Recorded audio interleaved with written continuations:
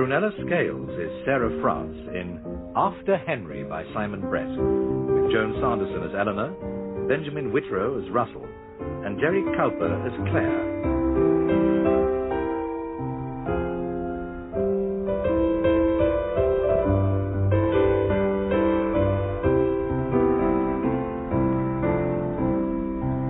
Memory games. All right, then. What is the capital of Bulgaria? Sofia. Yes. For what sport was Joe DiMaggio famous? American football. Baseball. Oh, damn. That's 14 out of 17. In what part of the human body would you find the patella? Knee. Yes. You sure this is helping, Claire? Yes. Well, the chance of the same questions coming up is pretty slender. That's not the point. It's just to get you into thinking about general knowledge. It is useful, really. All right. I just hoped once you'd left school I'd come to the end of helping with the homework. Oh, if you'd rather not... No, it's fine. According to the Hindus, from what is the river Ganges said to flow? No idea. Some mountain. I don't know. From the toe of Vishnu. From the what? From the toe of Vishnu. It's ridiculous. That's what it says in the book. I don't think that's fair. Don't count that one. I've got to. You've got it wrong. Only because it was a ridiculous question. I've never heard such a ridiculous question. That has never come up in a general knowledge quiz. It's farcical. Well, that's not the point. We're doing questions from this book, and this book is the one that we've No, got. ask me another one. I can't, Claire. If you make rules, you've got to stick to them. Now, come on. You always have been a bad loser, Claire. I'm not a bad loser. Just that the question's unfair. It's too hard. No one knows things like that. Hindus do. Well, I'm not a Hindu, am I? Do you want me to go on? Yes, please. How do you spell the word apartment? A-P-P. No. A-P-A. No, you can't have another go. It's your first answer that counts. It's just a slip of the No, tongue. it wasn't. Look, apartment is not a complicated word. The only possible room for error in it is whether it's got one P or two. You can't try it both. That's cheating. Well, I think you're being really... 15 out of 20. That's it. You said you only wanted me to do 20. No, I meant go on till I get 20 right. What? That could take forever. Some of them are very hard. Oh, all right.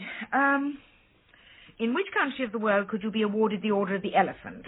Nigeria. Denmark. Denmark? Denmark. Who was known as the... Claire? Won't be a sec, Mother. Nearly finished. Oh, don't worry about me.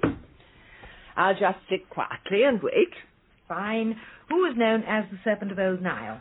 President Nasser. Look, I'm meant to be answering these. Sorry, Claire, just instinctive. You know, when you know something. Ask it again, Mummy. Who was known as the Serpent of Old Nile? President Nasser. No, you idiot. Cleopatra. Oh, Granny. Anyway, how was I meant to know that? Are you playing this trivial persuasion game? No, we're not, and it's Pursuit, Mother. What is? Trivial Pursuit. Oh. Seems to me there's a lot too much triviality around these days. In my young day, to call something trivial used to be a criticism. Now it seems to be the highest praise you can offer. I mean, look at that Terry Wogan. Yes, Mother. Anyway, may I ask why you're doing all this? I'm in the Building Society team for a county-wide knockout quiz. Oh? And where do you do this knockout quiz? Round the local pubs.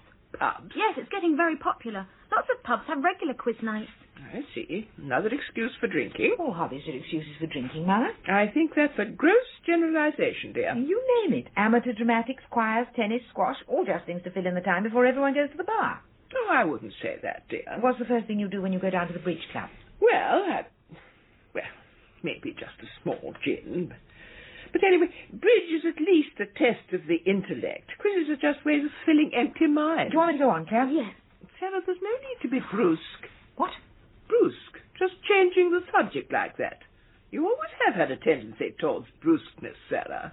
Oh, have I? Yes, dear. I disagree, actually. No, I am right. I don't think you are. I think it's just another example of the way you always try to define me. At some early stage in my life, you decided I was brusque. From then on, I have been brusque, but it's just a myth you've created. Nobody else has ever said that I was brusque. Well, I've it's a habit that you have of defining someone once and sticking to that definition regardless of the evidence. It's not just Granny who does it. No, but it's something all mothers do. Well, what? You always have been a bad loser, Claire. But you have. No, it's just something you randomly decided one day, and from that moment you've never changed your mind. But nobody else has ever said that I was a bad loser. Claire, Shall we press on? All right. Of the following cities, which is the furthest north? New York, Madrid, Rome, Peking. Well, it can't be Peking, can it? What were the cities again? New York, Madrid, Rome, Peking. Oh. I went to Madrid once, you know. Well, that hasn't got anything to do with it. No, but I thought you might be interested. I suppose I might be interested if I didn't already know. I know you went to Madrid with Daddy in 1964. Well, I was just reminding you. Mother, you have always had an infuriating habit of stating the obvious. Who's defining people now? I'm not defining people. I'm just stating the truth. Nobody else has ever said I have an infuriating habit of stating the obvious. Mother. Right. Which is the furthest north? New York, Madrid, Rome, Peking. Oh, it must be the least obvious. It's that sort of question. Maybe. Oh. Henry would have been good at this sort of thing. Why? He was good at geography. What? Yes, he was. Any practical things Henry was good at. What do you mean? Oh, come on, dear. In your marriage, Henry was the practical one. You were the scatty one. Mother, you are doing it again. You are defining us, and what's more, you're wrong. Henry was lovely and endearing, but he wasn't practical. He couldn't organise himself out of a paper bag. He was a doctor, Sarah. I know he was a doctor, Mother. I was married to him for 20 years, and after a time you do begin to notice the telltale stethoscope and the habit of slinking off to the surgery every morning. There's no need to be sarcastic, Sarah, dear.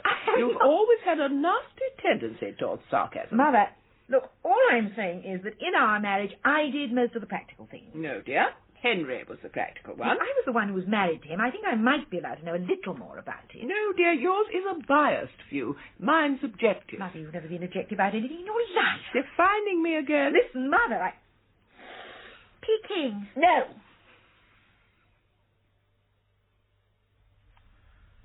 But that wasn't what worried you about it, was it, Sarah? No. Goodness, I've put up with over 40 years of Mother being 100% wrong most of the time. It was just that terrible moment when I was suddenly afraid I didn't know what Henry had been like. I think often the people you're closest to are the ones who know least. Bob sometimes does things that make me think, who is this person? I know what you mean. In a sense, I didn't know Henry at all. It worked, that was the main thing, and I suppose I thought, okay, it works, good, that's enough, I don't want to analyse it. But since he's died, a whole lot of questions seem to have become important. You don't mean you found out something unpleasant? Oh, no. No, I haven't found out that he was running another wife and family the other side of town. Or if he was, he covered his tracks very well. No soap opera excitements, I'm afraid. No hooded thugs at my door demanding their share in the bullion robbery he masterminded. And George Smiley hasn't come to tell you that Henry had been a Russian mole for years. No. Henry didn't go to Cambridge anyway. He trained at St Andrews. Ah. Well, actually, I'd be quite relieved to find out that the car crash had been set up by the KGB. Give you someone to blame. Could you pass the bread? There. Sounds like breakfast, doesn't it? Yes, I swear by it, though. Nothing like fresh white bread for rubbing dirty marks off books. That's a lovely addition. Yes. All that gold is so ornate. Still, why shouldn't books film themselves a bit? Death to paperbacks, I say. What is it? Byron, Gordon Inglis, landscape series. Look at those borders. You like that on every page? Beautiful. But I'm afraid slightly foxed. Oh, and it looks as if there'd been some water damage. The corners are stained. Oh, what a pity. Well, not worth a great deal anyway, even if it was perfect. It's just a nice addition. And now your image of Henry is becoming slightly foxed. Yes, I suppose so. It's hard to keep him in proportion now he's not around. I don't want to be the sort of widow who canonizes her husband. Nor the sort of widow who never stops bitching about him. No. Basically, we don't want to be any sort of widow. No, but 3 years on I have at least accepted that that's what I am. Presumably you'll keep photographs of Henry. Oh, yes. But in a way those are misleading. Henry never took a good photograph, another of Mother's plonking generalisations, but different from most of them in that it happens to be true. Anyway, the photographs themselves seem to change as time goes on. They start to look subtly dated. I suppose it's the clothes or the hairstyle. And even they start to fade. Yes. Wonderfully symbolic photographs, aren't they? A gift to first novelists. Wonderfully distorting. Just like your memory, in fact. Yes. Why don't you ask Clare? Ask her what? How she remembers Henry. Ooh, dangerous ground there, I'd say. Clare very rarely talks about him. It's not that she doesn't care. I think she just doesn't trust herself to go into it. When he died, she seemed to slam a lid down on that part of her life. Seal it off like a disused mine shaft. God knows what would happen if I asked her to open it. I'll only find out by trying. Yes. Russell, which would you say was furthest north? New York, Madrid, Rome, or Peking? It's someone who measures earthquakes. Right. In what game might you play ring tour or handers? Ring tour? Are you sure? That's what it says here. Ring tour or handers? I don't know. Real tennis? Marbles. Oh. What kind of animal could be a hermit, a fiddler, or a spider? A crab. Yes. Claire, how do you remember Daddy? What? I don't understand the question. I'm just asking you, how do you remember him? I remember him like he was. Yes, but how was he? Well, he was... You know. Well, you know how he was. Now, sometimes I find it hard. He was kind. He was a bit weak. And he could be short-tempered when he was tired. Which he usually was. Oh. What do you mean weak? Well, he let you make all the decisions. Did he? Yes, of course he did. But surely Henry seemed the dominant one in our relationship, didn't he? Oh, he may have seemed it, but you made all the decisions. Did I? Yes, like in most marriages. It's always ultimately down to the wife. But Claire, tell me a bit more. Mummy, I should be going. I promised to meet Gary and some of the others in the Red Cow. I mean, if we're not going to do any more questions, I'm not... Claire, I want to know why you say that Daddy... Hello. Claire, dear, I have exciting news for you. Oh? Yes, we're about to be rivals. Rivals? The Bridge Club is entering a team for this knockout quiz competition. And you're in it? I'm captain. But I thought you thought quizzes were just a way of filling empty minds. I don't know where you got that idea from, Sarah. Anyhow, Claire, isn't it exciting? Oh, yes, Granny. Terrific. Perhaps we'll meet in the final. Who knows? Look, I've got to go. Thanks, Mummy, for helping. I'll probably be late. Bye. Well, this is exciting, isn't it? Oh, yes, yes. Actually, dear, I wondered if I could impose on your goodwill. My goodwill? Yes, just a few questions. A few. Oh, you mean you too? Yes. All right. I'll pick up where I left off with Claire. Which English... What's funny, dear? Sorry, Mum. Which English First Division football team was undefeated in 42 consecutive matches from the 20th of November 1977 until the 9th of December 1978? Nottingham Forest. What? How did you know that? I know a lot of things you don't know, Sarah. Yes, I'm sure, but I never dreamed. Ask me another, dear. How on earth did you know that? Ready when you are. Yes, right. Who wrote First Blast of the Trumpet Against the Monstrous Regiment of Women? Ronald Knox. No, John Knox. I meant John. I'm sorry, you didn't say it. I have to take what you say first. It was just a slip of the tongue. That was Claire, Mother. I most certainly am not. Claire has always been a bad loser. I've always been scrupulously honest in all games and never questioned any decision if it went against me. But I did get that one right. You didn't. I'm sorry. Sarah, dear, of course I meant John Knox. I do know about the First Blast of the Trumpet, you know. Be a good book to show some of these feminists. Get them back to the old ideas that men should be in charge. Do you believe that? Of course, dear. It's the basis of marriage. Oh, but come on. Daddy wasn't in charge in your marriage. Of course he was. The husband always is. But you ran him like a ringmaster with a Liberty horse. We seem to have different recollections of my marriage, Sarah. Yes, well, my recollection's right. And what you've been looking for ever since Daddy died is someone else who'd enjoy being bossed around as much as he did. And what you've been looking for ever since Henry died is someone else to make all the decisions for you. What? You always were very indecisive, Sarah, dear, from a child. Henry made all the decisions in your marriage, didn't he? No, actually, I would have thought... Next question. What is a nosegay? It isn't anything to do with that Barry Manilow, is it? Morning. Sorry I'm late, Russell. Clare waylaid me in the hall and I couldn't get away until I'd done the names of all the United States of America plus their capitals. Wonderful, this thirst for knowledge. Yes, except it's all in one ear and out the other. Oh, incidentally, you know that one about which of those cities is furthest north? Yes. Is it New York? Sorry, no. It's... No, don't tell me. No, I'll keep thinking. All right.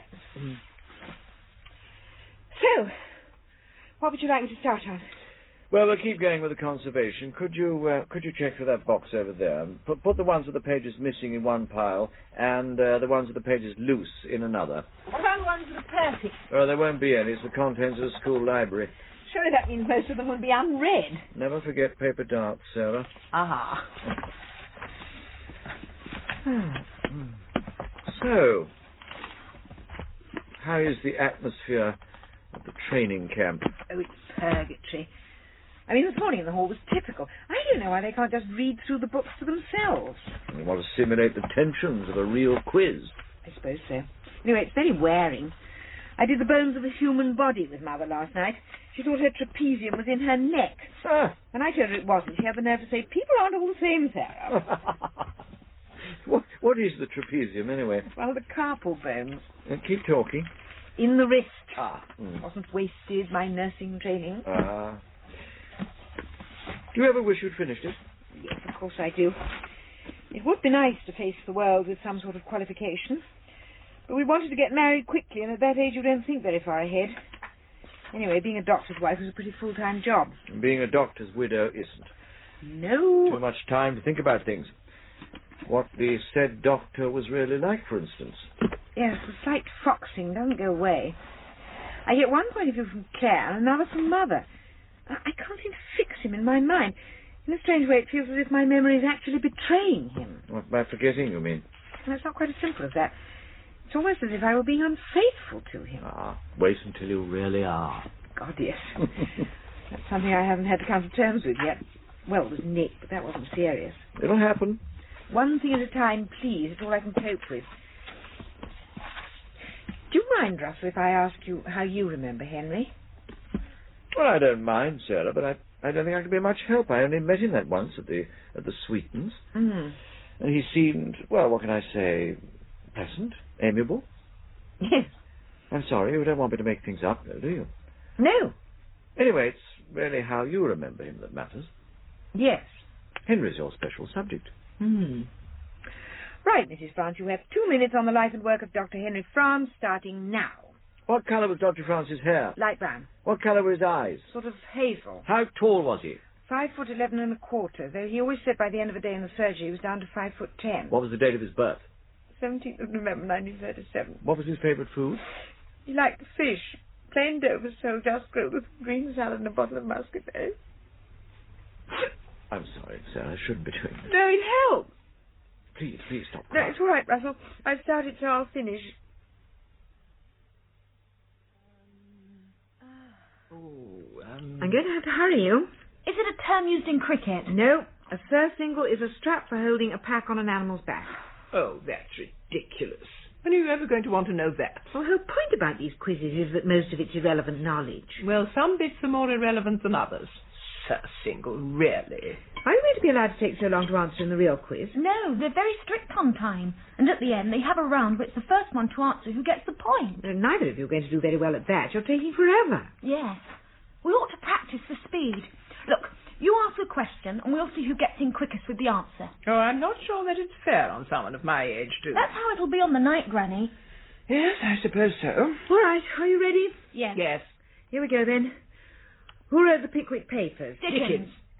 Well, doesn't seem much wrong with your speed, Mother. You were both together there, weren't you? No, I think I was first, dear. No, you weren't. I certainly Oh, was. for heaven's sake, when you put two bad losers together... Hey! That's most unfair, Sarah. I'm not a bad loser. Clare is, but I'm not. Look, that's How do they do it in the real quiz? How do they decide who gets in first? I think they have buzzers. Ah, well, sorry, I'm afraid my kitchen isn't equipped with buzzers. Don't worry, dear. Look, if Clare and I each take a teaspoon and bang it against our cup when we know the answer, that'll do just as well as a buzzer, won't it? Well, Yes, let's try it. all right, you set? Yes. Right. Wait for it, Mother. I'm sorry, dear. Who was known as Old Ironside? Mother! Oh, I'm sorry, Sarah, dear, but I did get in first, didn't I? Yes, all right, you did. Well? Well, what? What's the answer? Oh. Oh, dear, I don't know. But I did get in first, didn't I?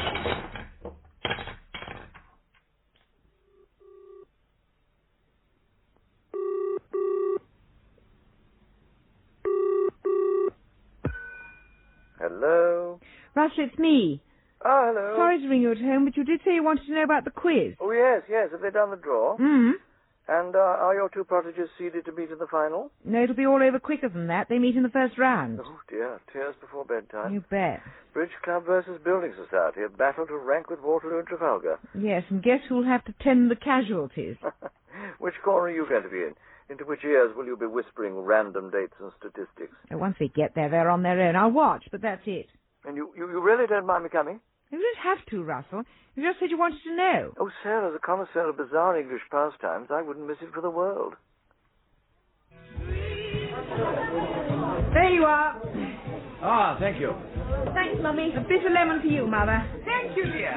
Not on the gin, Eleanor? No, I want to keep my wits about me this evening. I think I've got more wits after a couple of drinks.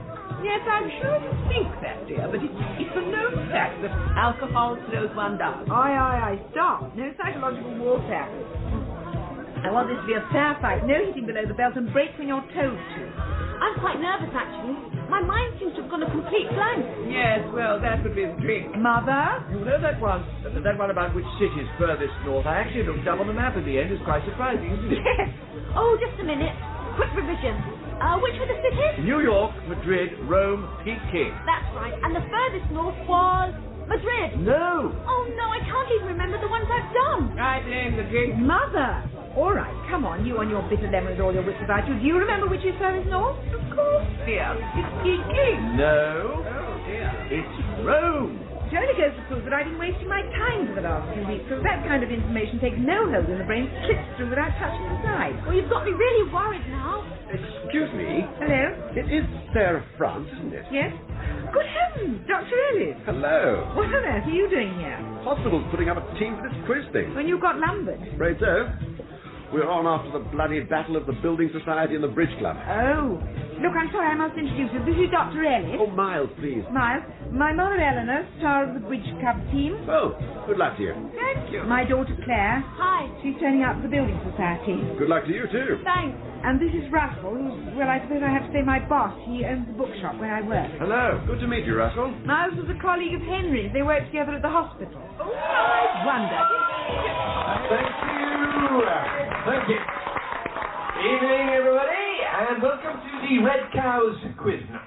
And we've got a bit of a change on the usual pattern tonight because it's the first round of the knockout competition to find the best team in the whole county.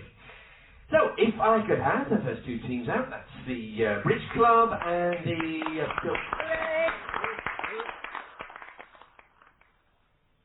And the one of his wives who was known as the Flanders Mare was Anne of Cleves. Which is the right answer! Good old Eleanor. She's working well tonight. As a matter of fact, I know that because when my daughter Sarah was Oh, no, Mother. Mrs. Lady. Oh. I must bear that expression in mind. It seems to work. Yes. So, that correct answer brings us to a very exciting point in the quiz. We got a tie!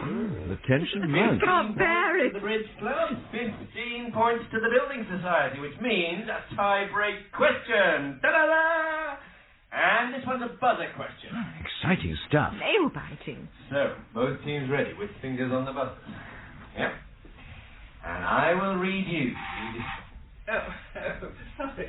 Ignoring that, I will read you the question. And remember, a wrong answer on this one loses your team a point, so be very careful. Right. Here is the question. And just to cheer you up, let me say the wheels stinking. Okay. According to the Hindus, from what is the river Ganges said to flow? Building Society, Clare France. From the toe of Vishnu. Is the right answer! Good old Clare. Did she know that? Goodness, Sarah, didn't she look like Henry when she did that? What? Claire, when she threw back her head in relief. Yes. Just like Henry used to do. Yes. I always remember he'd do that when he'd finished a stint in outpatients. Throw his head back and grin, and then he'd say, never again, never again. You're right. That's exactly what he'd say. Oh, Miles, you've just brought Henry right back to life for me. I can see him exactly now. Oh, look, I'm sorry. No, don't be sorry. Thank you. I still don't see what I... Don't worry about it. I'm just very, very grateful to you. Better, Sarah? Yes, thank you, Russell. Hey, Mummy, how about that? Well done, love. Terrific. Yes, but who'd have thought that question would have... Not a word. Well, I don't know. Bad luck, Mother. Still, you did awfully well. Yes, well done, Eleanor. Oh, that last question was quite Oh, ridiculous. come on now, Mother. You're not going to be a bad loser. It's not a matter of being a bad loser, Sarah. It's just the question was unfair. I mean, even you must admit it was farcical, Clare. Why? Well, the river Ganges flowing from the toe of Vishnu. Oh, I don't think there was anything wrong with it. I thought everyone knew that.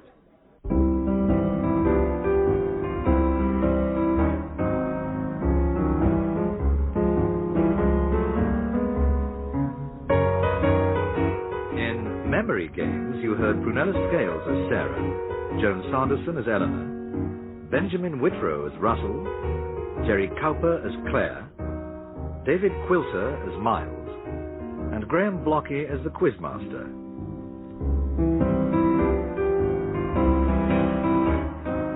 After Henry was written by Simon Brett and produced by Pete Atkin.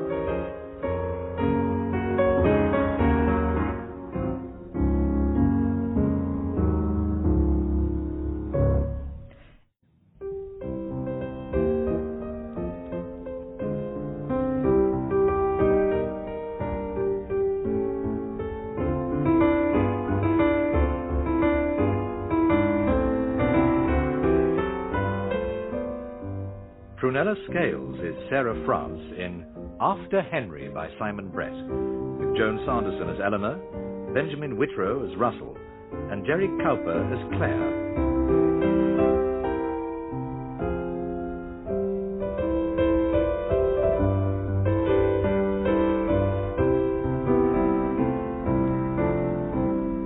The Romantic Approach.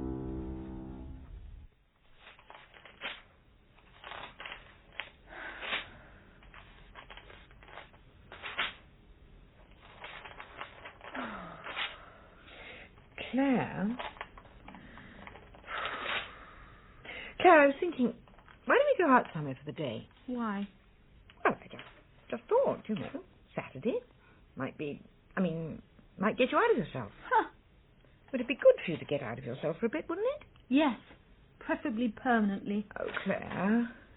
Look, if we went out for the day, you and I would have a chance to talk. Pretty pathetic, isn't it? A girl nearly 19 years old who's got no one to go out with except her mother.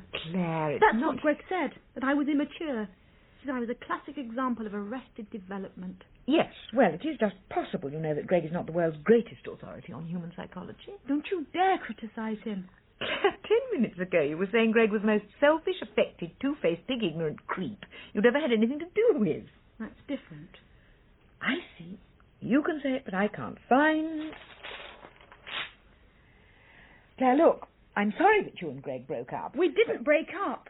He chucked me for another woman, or a procession of other women. He'd been seeing other women all the time we were going out together. All right, as I say, I'm sorry, and I can understand at the moment you feel terrible. But you will feel better, you really will. And life must go on. Must it? Yes, it must. Why? Well, I suppose... Look, I don't know, do I? You just have to take my word for it. It must. You haven't convinced me. Clare, you really must. Must what? Well... You were going to say snap out of it, weren't No, you? no, not that. I was going to say that you really must. You really must. Snap out of it? Yes. No, I wouldn't say. I mean, I know how much you... Oh, yeah. Good morning, Sarah, darling. Clare? Morning, Mother. Clare? Mm. Clare, I said good morning. Clare, I know you're upset, but that's no reason for you to ignore the demands of old-fashioned good manners. Really? Now listen, Clare. Mother. What? Just leave her be. Leave her be? Leave her be? What kind of advice is that? What would have happened if Winston Churchill had let things be during the last war? You tell me that. I don't think that Winston Churchill is really relevant in these circumstances, Mother. Winston Churchill is always relevant, Sarah. That's one of the qualities of his greatness. Well, I just don't... Anyway, I'm not talking to you, Sarah. I'm talking to Clare. And Clare, I must say it. We've all had emotional upsets in our lives, and we've all had to do the same thing. We've all had to get over them. So what you must do, young lady, is... What? Snap out of it. I'm off. Clare, where are you going? I mean, where will you be if someone calls? Nobody will call. Ever again. Oh, dear. Did I say the wrong thing? I think that's a fairly accurate assessment of the situation, Mother. In fact, I think of all the things in the world you could possibly have said, it would take a lifetime's research to come up with anything wronger. But why? She must snap out of it. I know she must, but give her time. Oh, I don't know. It's their own fault, these young girls. They get so deeply involved with these boyfriends of theirs that when something goes wrong, they're bound to come down with a terrible thump. It's no different from the way it's always been. Oh, but it is, Sarah. Very different. In my young day, you had a lot of male friends whom you treated exactly the same, and then, eventually, one whom you treated differently. How differently? Well, you married him. But there must have been men you felt things for whom you didn't marry. Not really. It was very simple. Once emotions started rearing their ugly heads, the young man was invited to see the girl's father and asked if his intentions were honourable. If they were, the couple got married. If they weren't, they never saw each other again. Oh, for heaven's sake, Mother. You're describing something out of the barracks of Wimpole Street. You were brought up in the 20s and 30s, not the mid-19th century. That is not the point. I'm talking about pre-war. I'm talking about pre-war values, about a time when people had values. Gone now, of course. It's amazing how much harm winning a war does for the moral fibre of a nation. Terrible, the things you see in the streets nowadays. I mean, you'd never have seen Winston Churchill walking round with a personal stereo. No, but Mother... I know. You're going to say that Winston Churchill's not relevant again, but he is. The values he represented are relevant. If young girls didn't get involved with men until they were married to them, then they wouldn't find out whether they were suitable or unsuitable until it was too late to do anything about it. And Clare wouldn't be in her current state. Clare is in a state that girls have been in since time began. Greg suddenly burst onto the horizon, claiming to be madly in love with her, swamped her with flowers and phone calls and letters, and she fell for it. Then she discovered he was seeing other women, challenged him with it, and he chucked her. It's been a common scenario since courtship got beyond the clubbing stage. I'm not saying that sort of thing didn't happen in the past. I'm just saying that it's bound to hurt more when the young people are virtually living together. They weren't virtually living together. He seemed to spend a lot of time in her flat. That is her business. The reason I had the basement converted was because Clare wanted to lead an independent life without her mother breathing down her neck all the time. Well, she got what she asked for, didn't she? Yes, and God, I envy her. Oh. Oh, Russell, I really am trying. I'm really trying to be nice to both of them and to keep them apart. But with Mother stalking round the house saying I told you so all the time, and Claire draping herself over every available sofa doing her Damo Camellia routine, it's not easy. Well, I'll take your word for it. And you really think the affair's over? Oh, yes.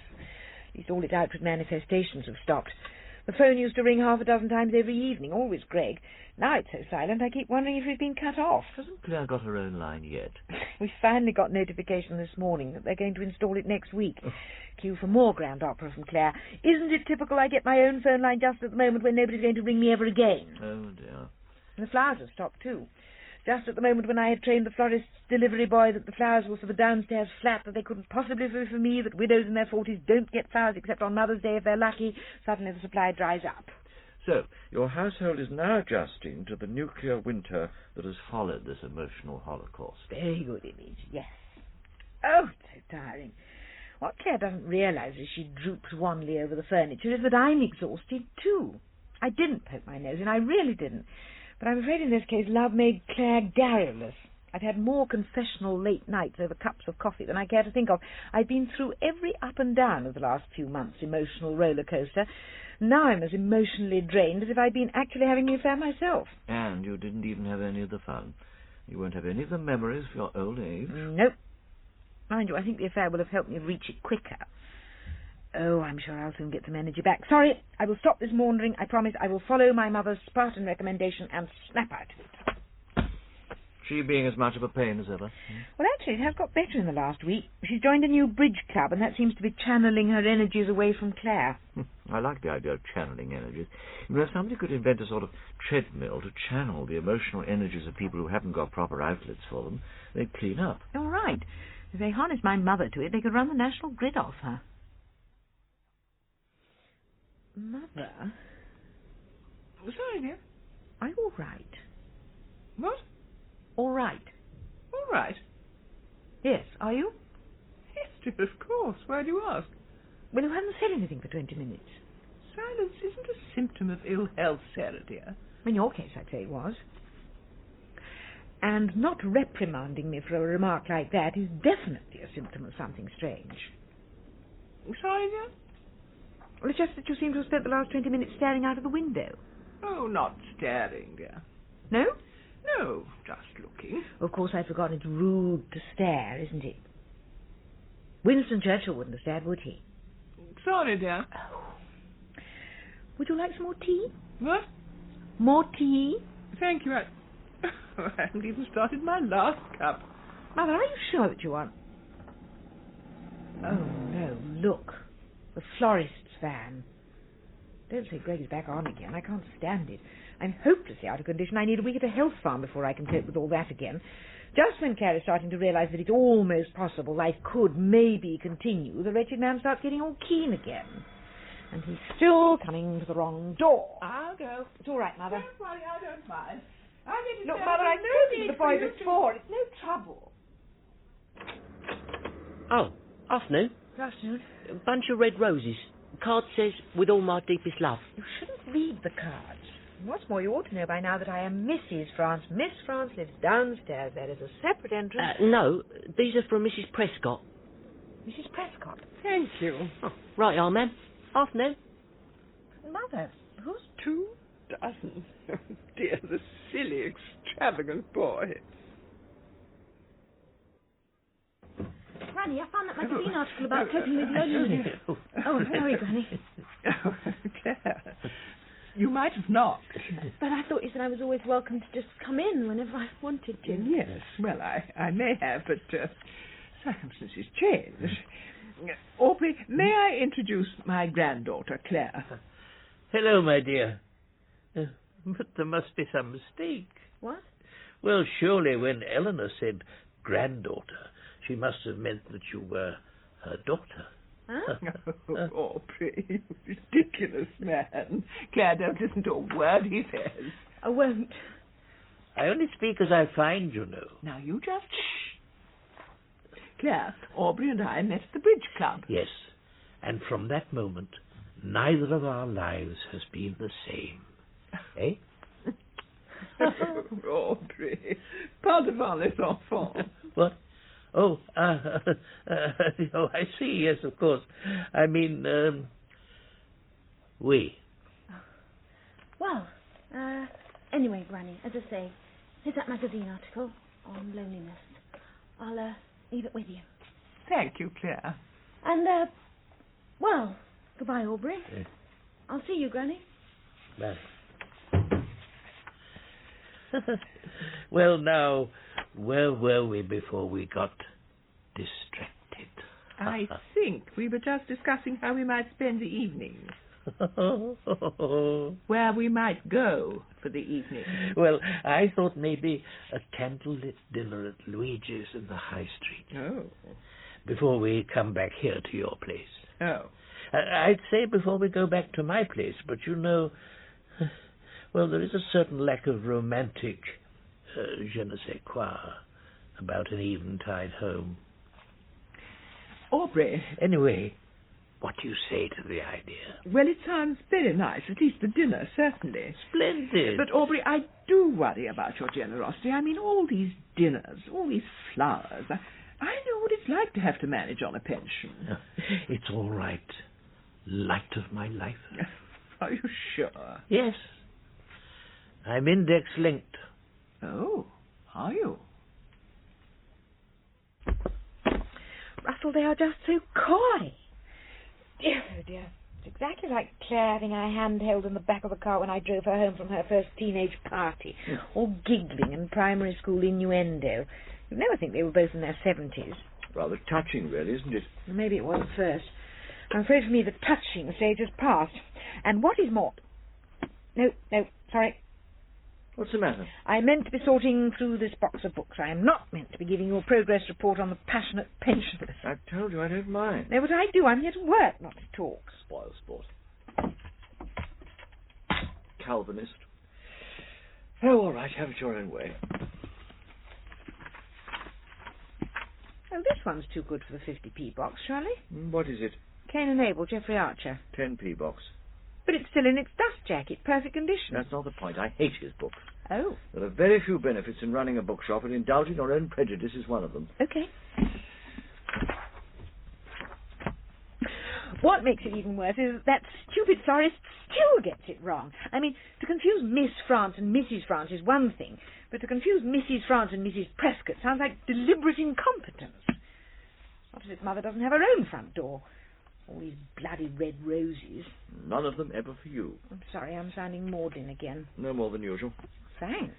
Did Henry often send you flowers? Oh, now and then. Birthdays, wedding anniversaries, you know. Those times must be hard. Yes. It was our wedding anniversary last Wednesday. Needless to say, a large bunch of red roses arrived from Mother. It would have been 23 years. Nice edition of Mrs. Heman's collected poems. Bit of the spine's cracked. Yeah. Well, even if it was perfect, it wouldn't get much for it. Not high on the average modern reading list, Felicia Heman's. The only thing of hers that's remembered is The Boy Stood on the Burning Deck, and hardly anybody knows she wrote it.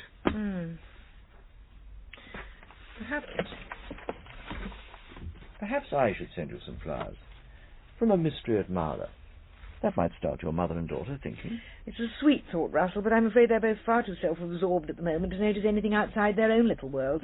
And meanwhile, the great love affair with Aubrey shows no sign of abating. Rather the reverse. Must be something they're putting in the sonatogen. Must be. How serious do you think it is? How serious? Well, as I say, it continues at fever pitch. And like Clare's affair, it has the exhausting side effect of Mother always wanting to tell me about it. No, I meant serious. In the sense of where was it going? Going? Well, where could it go? Marriage. Good heavens, I never thought of that.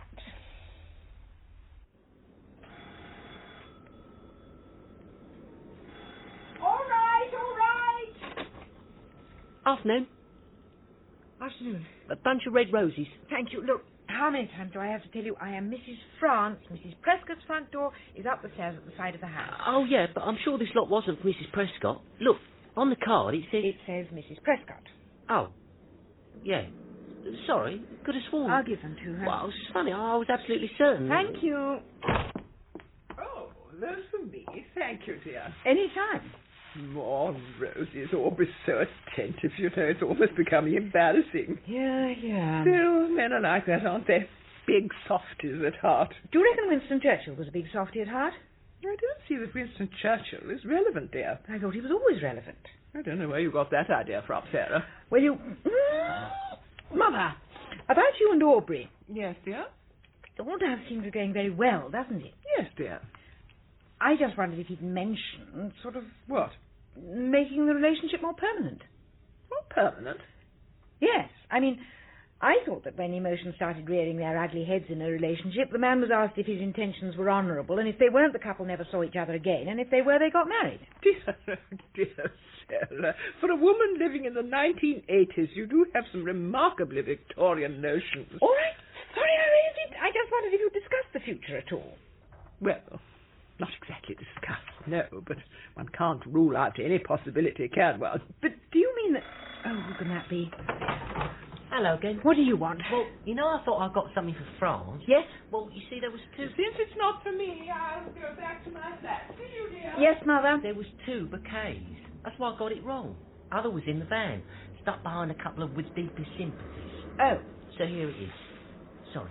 Ah. Card says, can we start again? You shouldn't read them. Who is it addressed to? France. Miss France. Look, there, as I have told you a dozen times, I am Mrs. France. Oh, I'm sorry. Not half as sorry as I am. Do you realise what this means? No.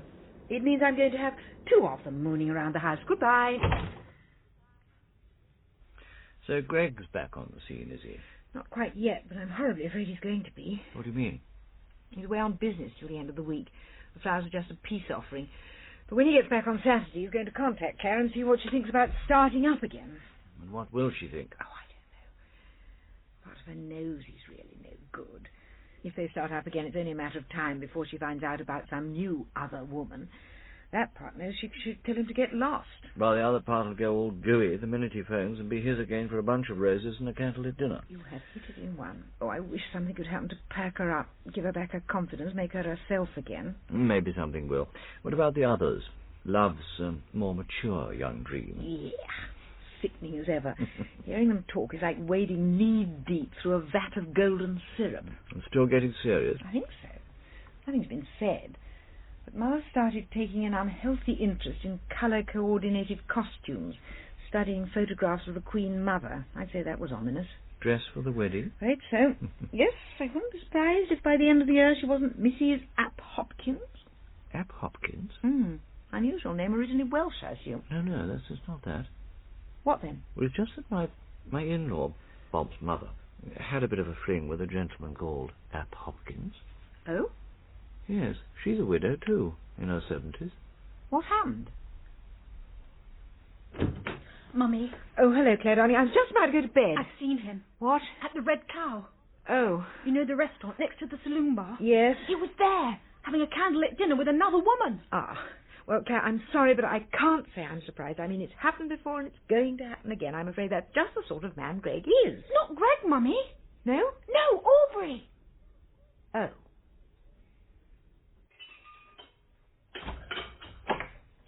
Sarah, dear, I'm going to be out for the day if anyone calls. I'll be out to most of it at the bookshop. Yes, but I may not be back till 7 or so. I'm going up to London. Oh, I see. Can I ask why? Oh, just looking at a few things. Don't you find it difficult to find a decent hat locally? Hat? Oh, no. Well, I must dash if I'm to... Mother? What, dear? About you and Aubrey. What about me and Aubrey? Has he told you that he's got other... girlfriends? Sarah, may I say that I'm severely disappointed in you? What? It is, I suppose, quite understandable that, not having met another man who's right for you, you should be jealous and resentful. I'm not! But that resentment should lead you to make up vicious lies about Aubrey I find unworthy of you and severely disappointing. Mother, they are not lies. They are... As I say, I'll be back round 7. Goodbye, Sarah. Bye, Mother.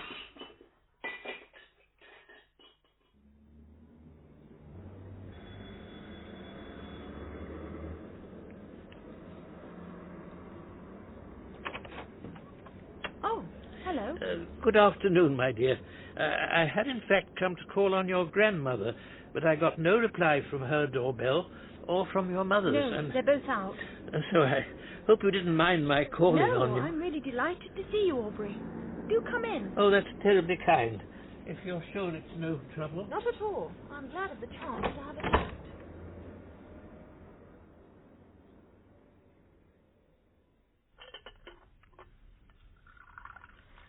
How many sugars? 2, please. Contrary to appearances, I'm still not sweet enough. Aubrey, there's something I want to ask you. Really? About you and my grandmother. Well, fire away. Are your intentions towards her honourable? I'm afraid, my dear girl, nowadays my intentions towards all women are honourable. Worse luck. Well, that's not what I meant. You do know, I take it, that she's fallen for you rather heavily. Well, well, somewhat flattering, isn't it? Flattering for you it may be. But if you're intending just to drop her when you get bored, it's not going to be very flattering for her. No, I suppose not. But, well, you don't know that I'm going to get bored. I've done a bit of research. She won't be the first local widow you've given the red roses treatment to, will she? But, where's the harm? I mean, it's not as if I can't afford it. Anyway, we're in our 70s. It can't hurt if I bring a little romance into an old lady's life, can it? No. So long as the old lady in question knows that's all you're doing. So long as you aren't lying to her, aren't giving her the impression that you're more serious than you really are. Well, It's the same offence however old or young you are. Yes. And when my grandmother gets to the point of going up to London to look at hats... Hats? Oh, goodness me. I didn't realise it got to that stage. Yes. When she finds out about the lady you were with at the Red Cow last night, she's going to be very upset. Yes. Yes. Well, Claire, what do you think I should do? I'm afraid you're going to have to own up. Own up? Oh, dear. Oh, goodness me, dear, no. You don't think I ever for a moment took him seriously, do you? Well, there was a time. No. Just an old rogue. I could see that from the start. Good company, but not my sort of person at all. Oh, it didn't seem that way. No, I've always gone for a type of man who's more, what's the word? Churchillian? Exactly, dear, yes. Anyway, I'm not the sort of woman to be taken in by all that red roses and candlelit dinner nonsense. No, of course not. Apropos nothing, Clare. Isn't it today that your friend Greg is coming back? Yes. Well, listen. My advice to you would be to... Mother, it's Clare's business. Yes, but... I'll get it. No, I don't mind. It might be for me. Good morning. Good morning. More red roses. Look, how many more times must I tell you? No. There's bundles of them this morning. What? Look, I'm Mrs. France. One for Mrs. Prescott. Oh, thank you. The card says sorry. Just that. Oh. I'm very glad to hear it. Look, will you please get it clear that One for Miss France. Oh, that's me. The card says... I don't care what the card says. Could you return them to the sender, please? Return them? Yes, hang on. Here's the card back. Well, yeah, but this says get lost. Exactly. Well done, Clare, love. Oh, all right, if you say so. And this bunch is for Mrs. France. For me? Oh, but... Oh, dear old Russell. The card says thanks for listening. Thanks for listening, that's Rit. He's the one who always... Oh.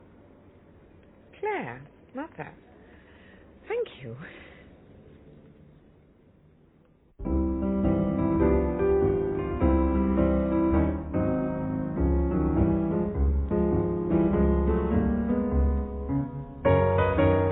In The Romantic Approach, you heard Prunella Scales as Sarah, Joan Sanderson as Eleanor, Benjamin Whitrow as Russell, Gerry Cowper as Clare, Lockwood West as Aubrey, and David Lerner as the delivery boy.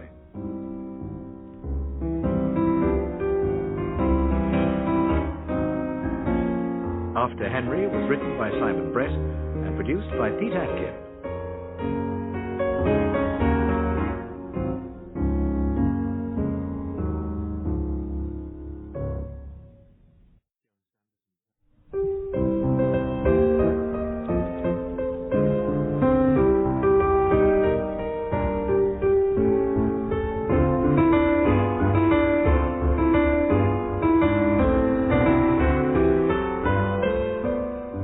Prunella Scales is Sarah France in After Henry by Simon Brett, with Joan Sanderson as Eleanor, Benjamin Whitrow as Russell, and Gerry Cowper as Clare.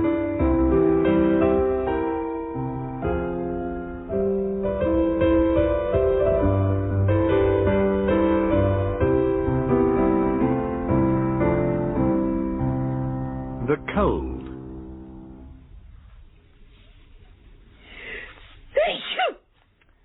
Put your hand up, dear. What? When you sneeze, you must put your hand up. You should know that, Sarah. It's very common not to.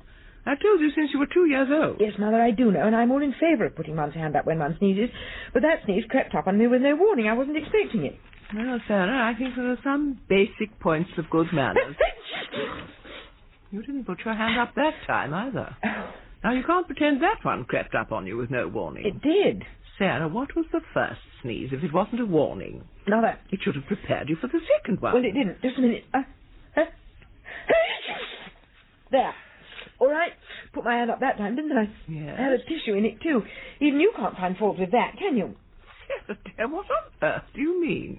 You make it sound as if I go through my life trying to find fault with everything you do. Yes. Well, that's preposterous. I've never heard such nonsense in my life. Mind you, I must say I'm not very keen on tissues. What? I've always thought an old-fashioned handkerchief was nicer. Nicer? Nicer has nothing to do with it, Mother.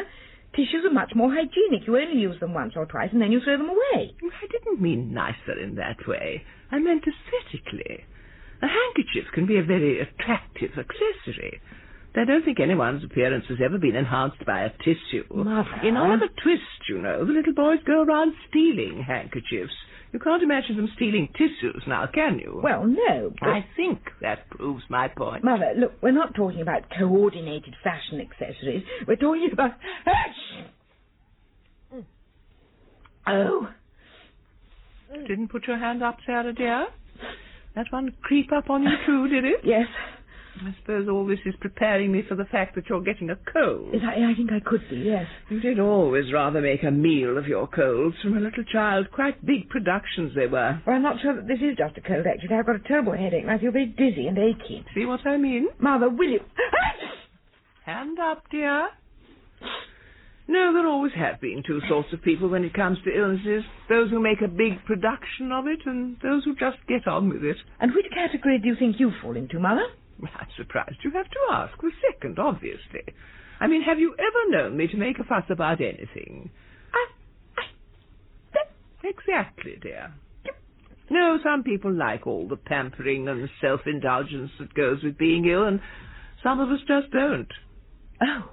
It really comes down to whether one's a selfish sort of person or not. Does it? Yes. Anyway, dear, you just pamper yourself. Be totally self-indulgent. I'd go straight to bed if I were you. Put yourself first for once. Yes, I think I will. I do feel lousy. Oh, sorry, I said I'd hem those curtains for you tonight, didn't I? Oh, that's true, yes. Well, if you could just do those and then put yourself first. I think that'd be best, don't you?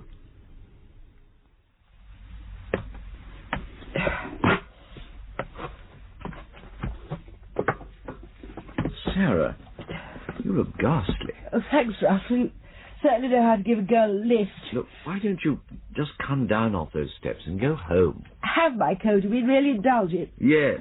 I haven't booked it. What do you mean? Oh, just something Henry and I always used to say. When one of us felt an illness coming on, we'd sit down with the diary and see when we could fit it in. Then, if there was a gap in the schedule, we'd book it. Henry usually relied on his days off and weekends. Was he good at being ill? It was terrible. Doctors know too much.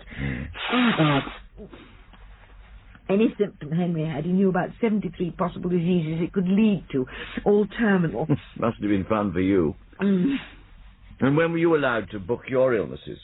I had to make do with a half day here, a half day there. Most households there's a pecking order of who's allowed to be ill. Usually the mother is down at the bottom, somewhere below the gerbils and the goldfish. But not in Eleanor's case. Oh, no, she was right at the top. When Daddy had the nerve to be ill enough actually to die, she was really affronted. Not only had he upstaged her, he'd breached protocol. She was the one who could have illnesses. No, that's horribly cynical. She was terribly upset, but there is a bit of truth in it. Well, everyone's a bit funny about illnesses. And Bob's terrible. First sneeze, he starts talking about his memorial service. Yes. Clare's ill. She just regresses. Most of the time she's a semi-sophisticated 19-year-old. We give her a cold and suddenly she's about 5. Wants me to put her to bed and bring her hot drinks and buy her comics. Comics at her age? Oh, well, maybe she's got a bit beyond that. Used always to be Bunty and Beano. So you have to chase round after her? Oh, I don't mind. It's rather nice to have her back as a little girl for a bit. I just slot straight back into the young mum role. Everyone seems to have roles where illness is concerned. Well, your role at the moment is as someone who's ill and is about to go straight home to bed. Well, would you mind? I'll probably be fine in the morning. Well, I don't know. It looks pretty ropey to me. Oh, it's just a cold. Well, and a sort of headache and a bit of dizziness. Nothing really. You take care of yourself. Yes, all right. You sure you can manage here? Sarah, look around you at the throngs of avid bibliophiles. Listen to their voices clamouring for uncut first editions. All right, I'll go, if you're sure. Absolutely. All signed and official. You've booked your cold with me. Well, thanks. I just wonder whether I've booked it with Mother and Clare.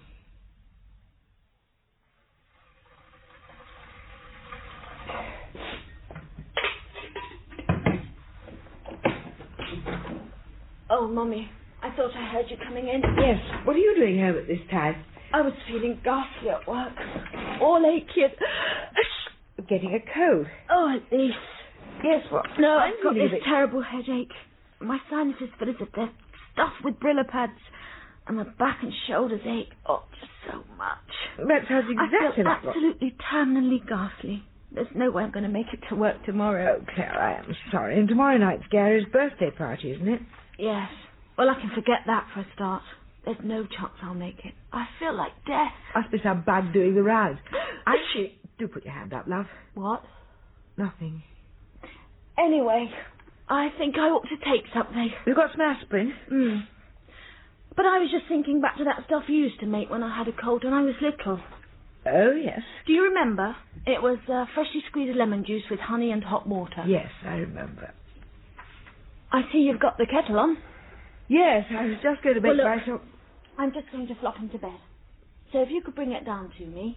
All right, Claire. Oh, and Mummy, if you're going out, could you get me a magazine? You know, Good Housekeeping, Homes and Gardens. Something cosy and boring, anyway. Why not Bunty and Beano? Oh, yes, I could... No, that's a bit babyish, really. Well, if you see them in the shop, I'll leave it to you. Oh, and could you buy me some tissues? Sure you wouldn't like some grapes, too? That'd be nice, yes, thank you.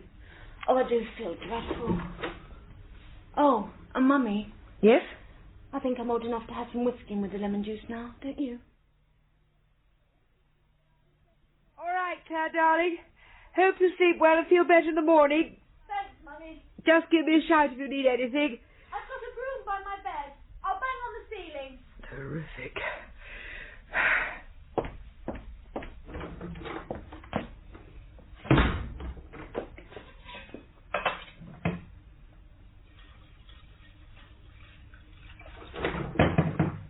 Hello, Sarah, dear. Mother. Just came down to see how you are. That's very kind. I feel really terrible. Oh, well, if you've got the kettle on, I'll have a cup of tea. It's not for tea. Well, coffee will do fine.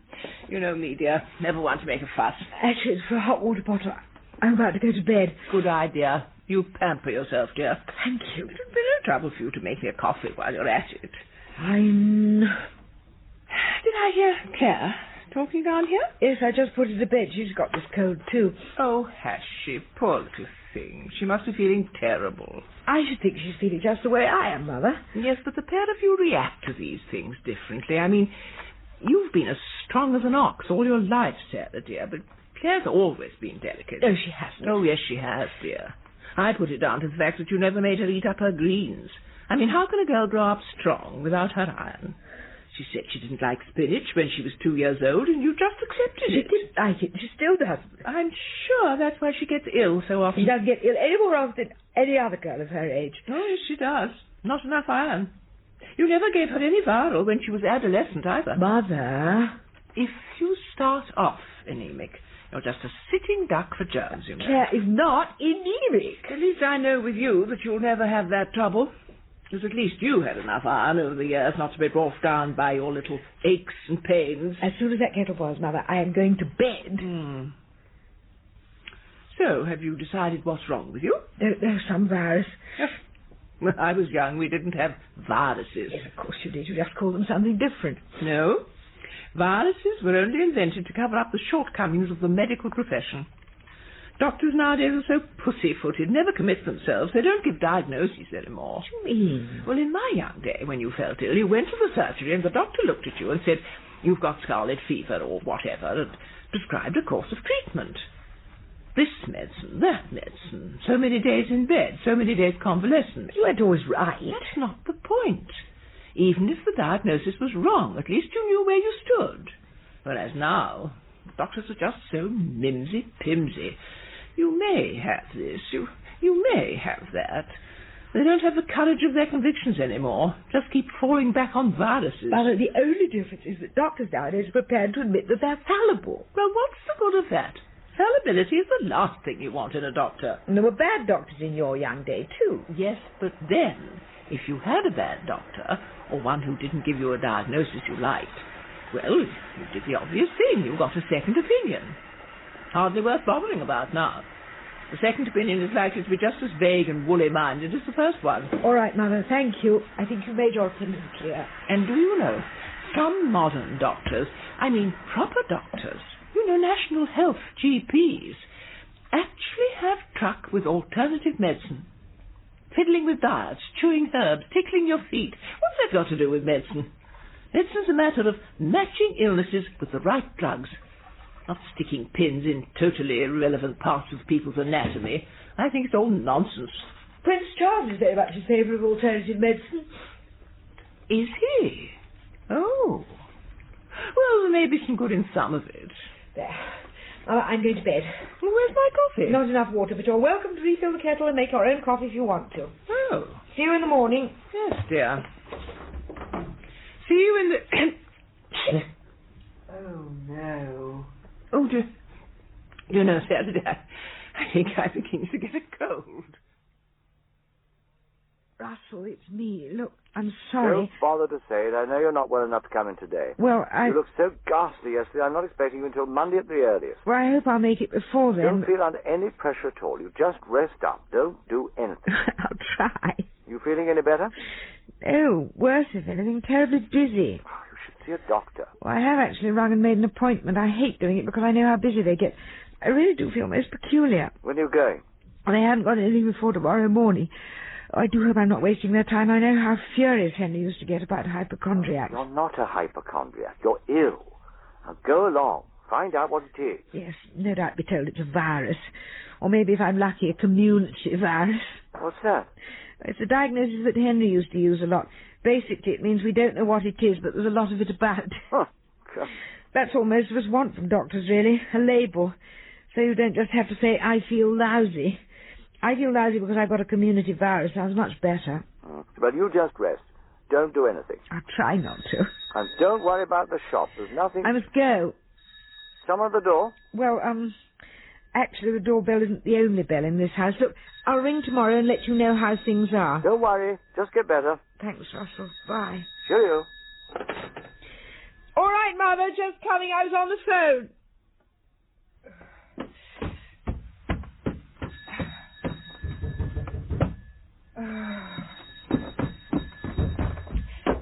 Won't be a minute, Claire. Just going out to see what Mother wants. Hang on a minute, Mother. I'm coming. I'm coming.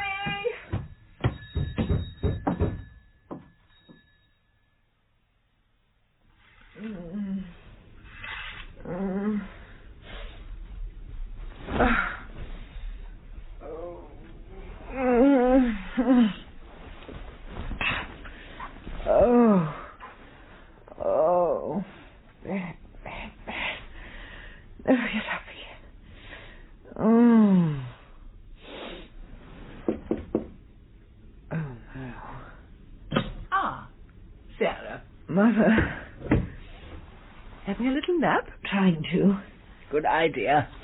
You need your rest. Yes, I do. I thought I'd just get up for a little while. Does that mean you're feeling better? Oh, no, dear, no. By no means. No, it's just when you get to my age, it doesn't do to stay too long in the same position. The joints get stiff. Have to be careful when you're elderly. One thing can so easily lead to another. So I thought I'd just have a little wander round. Wandering round any other part of the house, Mother? Why do you have to choose my bedroom? I thought you might like a little company. There's a sweet thought, but it's the last thing I want at the moment. All I want is peace and quiet. It won't make any noise. Listen, Mother, all I wanted from today was to stay in bed, but I got up. I got breakfast for you and Claire. I got lunch for you and Claire. I got tea for you and Claire. Haven't I earned a little lie-down on my own? Yes, dear, of course. Don't think we don't appreciate what you're doing for us, but Claire and I are not well, you know. We've both got colds. Well, let's hope that's all it is, yes. I mean, colds can so quickly turn into something worse. You don't have to tell me. Particularly in the elderly. Mother. Or in people like Claire, who are delicate. Come in, Claire. Hello, Mummy. Hello, Claire. Hi, Granny. I thought I'd get up for a bit. Feeling better? No, not really. I just thought I'd come and see how you are. Well, as it happens, I am feeling terminally awful, and I think my only chance of survival is to be left on my own to go to sleep. Oh, dear. Now you're being a bit melodramatic, dear. Listen, I just feel lousy, that's all. No, you don't have to tell us, dear. We know, don't we, Claire? Yes. It's a particularly nasty cold. I thought you said it was more than a cold. Well, mine might be, but I don't think yours is, dear. Thank you. Look, you don't normally get 3 days of continuous splitting headache with an ordinary cold. Oh, headaches. Don't talk to me about headaches. Do you know, my head feels as if it's been split into and someone's grinding the two halves together. Yes, I know what you mean. Mine feels as if it's being pounded by a steam hammer. I wish it was. What? And then there are the aches. You know, back feels as if it's been stretched on a rack. Yes, and mine feels as if it's strapped into some sort of metal harness. I can't get comfortable in any position. And there's the sore throat. And the earache. Not to mention the chapped lips. And the dizziness. Oh, I don't think I've ever felt so ill. No, nor have I. I feel like death. All right, I surrender. You've hijacked my cold, you've hijacked my symptoms. Listen, I don't care. Illness isn't competitive. I don't care which one of us is feeling lousiest. I just know that I am feeling lousy, and all I want is to be left alone. Oh. Very well, if that's how you feel. I'll go back to bed and sweat it out on my own. I just thought you'd appreciate my taking an interest in how you're feeling, but if not, never mind, Sarah. I'll go too if I'm in the way. I've got to start getting dressed anyway. Getting dressed? What for? It's Gary's party tonight. Claire, if you feel like death, if you're too ill to go into work... Oh, come on, Mummy. We've got to make an effort, haven't we? Oh... Mother!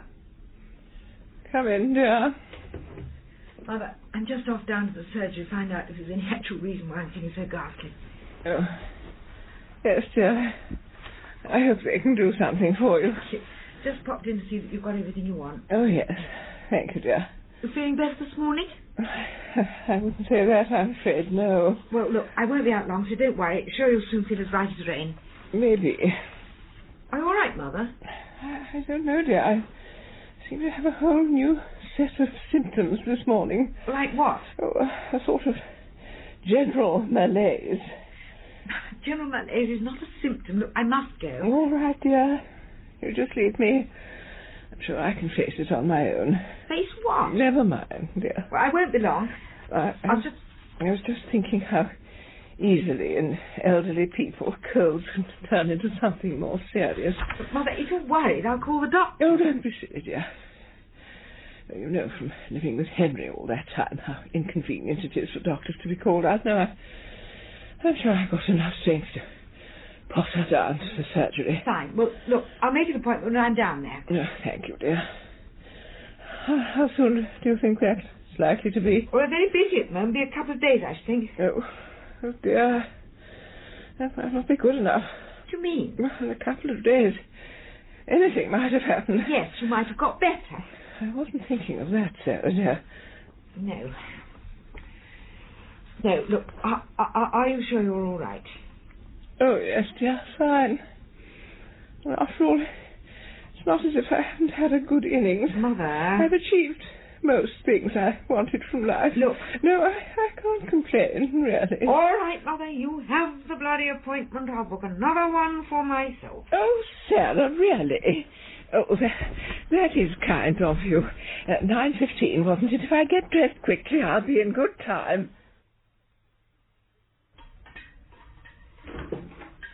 Morning, Mummy. Hello, love. How are you? Dreadful. I've had a complete relapse. Well, considering I heard you coming in at 3:30 from Gary's party, I'm hardly surprised. Oh, I don't think that's got anything to do with it. No, you wouldn't. Oh, since the kettle just boiled, could you make me another honey and lemon? And if you're going shopping, I'm out of tissues. I've just got to slump back into bed. What did you ask me to make you, Claire? Honey and lemon. Well, if you want it, you can make it yourself. What? Listen, I'm quite prepared to look after you so long as you look after yourself, but I am not in the business of curing hangovers. It isn't a hangover. Well, not just a hangover. I don't care how you feel. I certainly don't care how anyone feels except me, and I feel ghastly, so from now on you can look after yourself. Mummy... And what's more, when your dear grandmother comes in with a whole new lot of medically approved symptoms, you can look after her too. But where are you going? I'm going to work. It's the only place where I can get any peace. And now, Mrs. Prescott, if you could just breathe in deeply. And hold it. And out. Yes, fine, thank you. If you could put your blouse back on. I thought it as well to come, Doctor, because one does hear such horrible cases with elderly people, and I thought if anything did happen to me, if you just checked me over, then of course it couldn't be put down to your professional negligence. Very thoughtful, Mrs. Prescott. Unless, of course, I succumbed to something you hadn't spotted in your checkup, and it could look rather bad. Yes, well, let's face that problem when it arises, which I must say, from your general state of health, is going to be a long time in the future. Oh. Now just have a look in your mouth, see how the throat is. Oh, yes, I've always been a martyr to throats, you know. As a small child, I was once so ill. It would be easier for me to see in your mouth if you stopped talking for a moment. Oh, yes, right. Now just press the tongue down with this. Oh, I beg your pardon? I said, what can you see? Nothing I wouldn't expect to see in a human throat. Oh, no infection. None. And the chest was all right. Sound as a drum. So, what do you think I've got? I think you've got a cold. What? Surely not just a cold. Yes, just a cold. Oh, but surely some special sort of cold. It must have another name. It has a fuller name, certainly. What? The common cold. Common? Oh, dear. Yes, Mrs. Prescott, you're very nearly better now, but for the past couple of days you have been suffering from the common cold. Oh, come along, young man. You can do better than that. Well, I still don't think you should have come in this morning. Honestly, Russell, compared to him, just being here is a rest cure. You're not going to be asking me for honey and lemon every 10 minutes, are you? No, well, maybe I should make you up a bed in the reference section out of old Encyclopedia Britannicas, eh? Nice idea, but I'll be fine. I'll pick up where I left off on Monday, get on with stacking those books. All right, well, just be careful on that step ladder. Don't worry. So you didn't manage to book your illness after all, eh? Well, I did, but then it got double booked by Mother and Clare, so I'm afraid I had to cancel. Oh, don't worry, I'll send them off on holiday one day and settle down to a nice fortnight of self-indulgent flu. Be bliss. I think they've been terribly selfish. Everyone's selfish when they're ill. No, but they should have. Sarah? Mother! I was amazed to see you in here as I walked past. Why aren't you at home? Well, quite honestly, Mother, I reckon there was more prospect of getting some peace here. Oh, but you should be at home. I'm not that ill. I didn't mean that. I meant to look after me. Oh! What did the doctor say, Eleanor? Oh, hello, Russell. Well, he thinks the long-term prospects are not unhopeful if I get over the next couple of weeks. Ah. Did he say what you got, Mother? Oh, yes. He was a bit unwilling to spell it out at first, but I ordered him to tell me the worst. I'd much rather know, you know. What is it? And he said, dear, that I've got... Yes. A community virus. Ah, did he? Oh! Sarah! Sarah, be careful! Ow! Sarah! Oh. Sarah, you all right? I think so. Oh.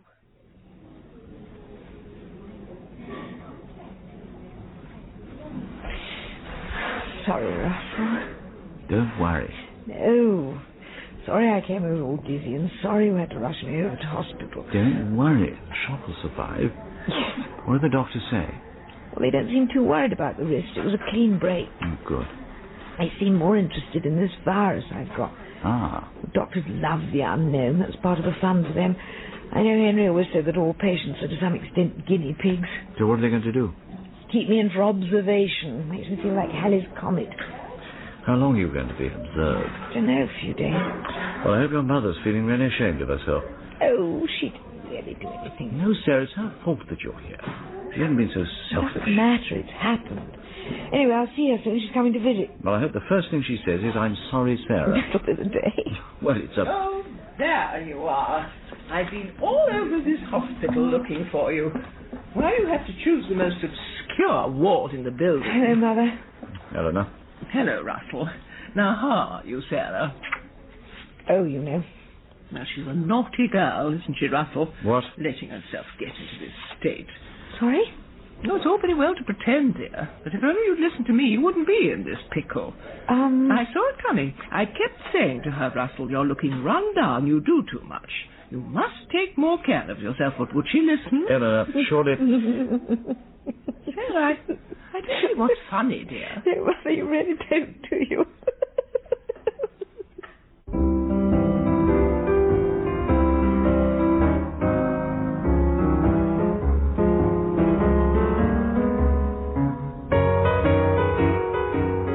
In The Cold, you heard Prunella Scales as Sarah, Joan Sanderson as Eleanor, Benjamin Whitrow as Russell, Gerry Cowper as Clare, and Peter Howell as the Doctor.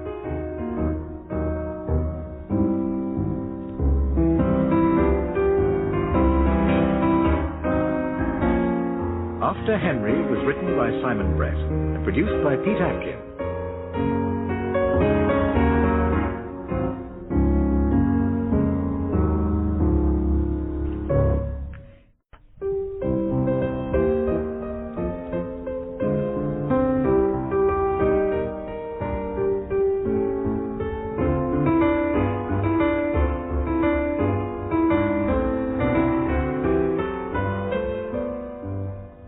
Prunella Scales is Sarah France in After Henry by Simon Brett, with Joan Sanderson as Eleanor, Benjamin Whitrow as Russell, and Gerry Cowper as Clare.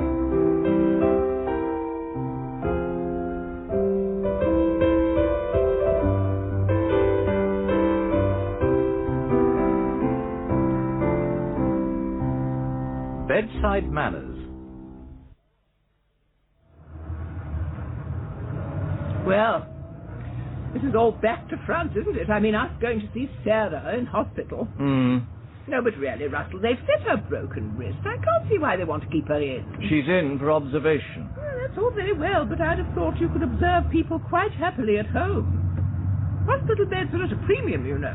They can't just dole them out randomly to people who've got nothing wrong with them. If the doctors thought that Sarah had got nothing wrong with her, they wouldn't be keeping her in. Well, no, but I mean, if I were being kept in, that wouldn't be so surprising. Someone in their 70s.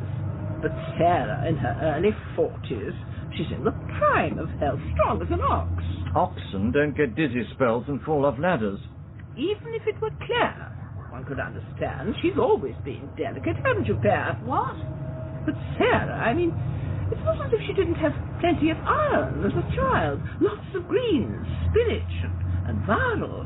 At least I thought that she was never anemic. Yes, well, you don't have to blame yourself, Eleanor. I'm not blaming myself. Good heavens, I've got nothing to blame myself for. No, if one were apportioning blame, I'm afraid it might have to go to, well... Where? To Sarah, for not looking after herself when she was clearly ill. And you don't think it possible that the reason she didn't look after herself was because she was kept too busy looking after you and Clare? No, of course not. What an idea. Nearly there. What do we want? Visitors' car park, I suppose.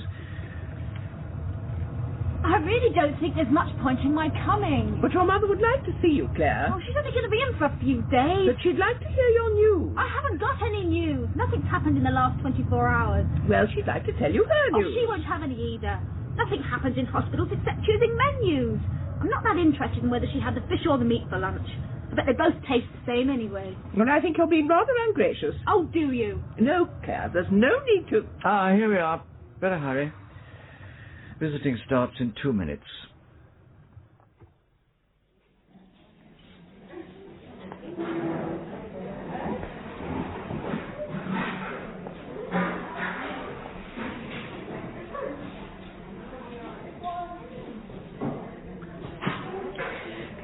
Well, it's very nice of you all to come. Yes, no problem. None at all. No.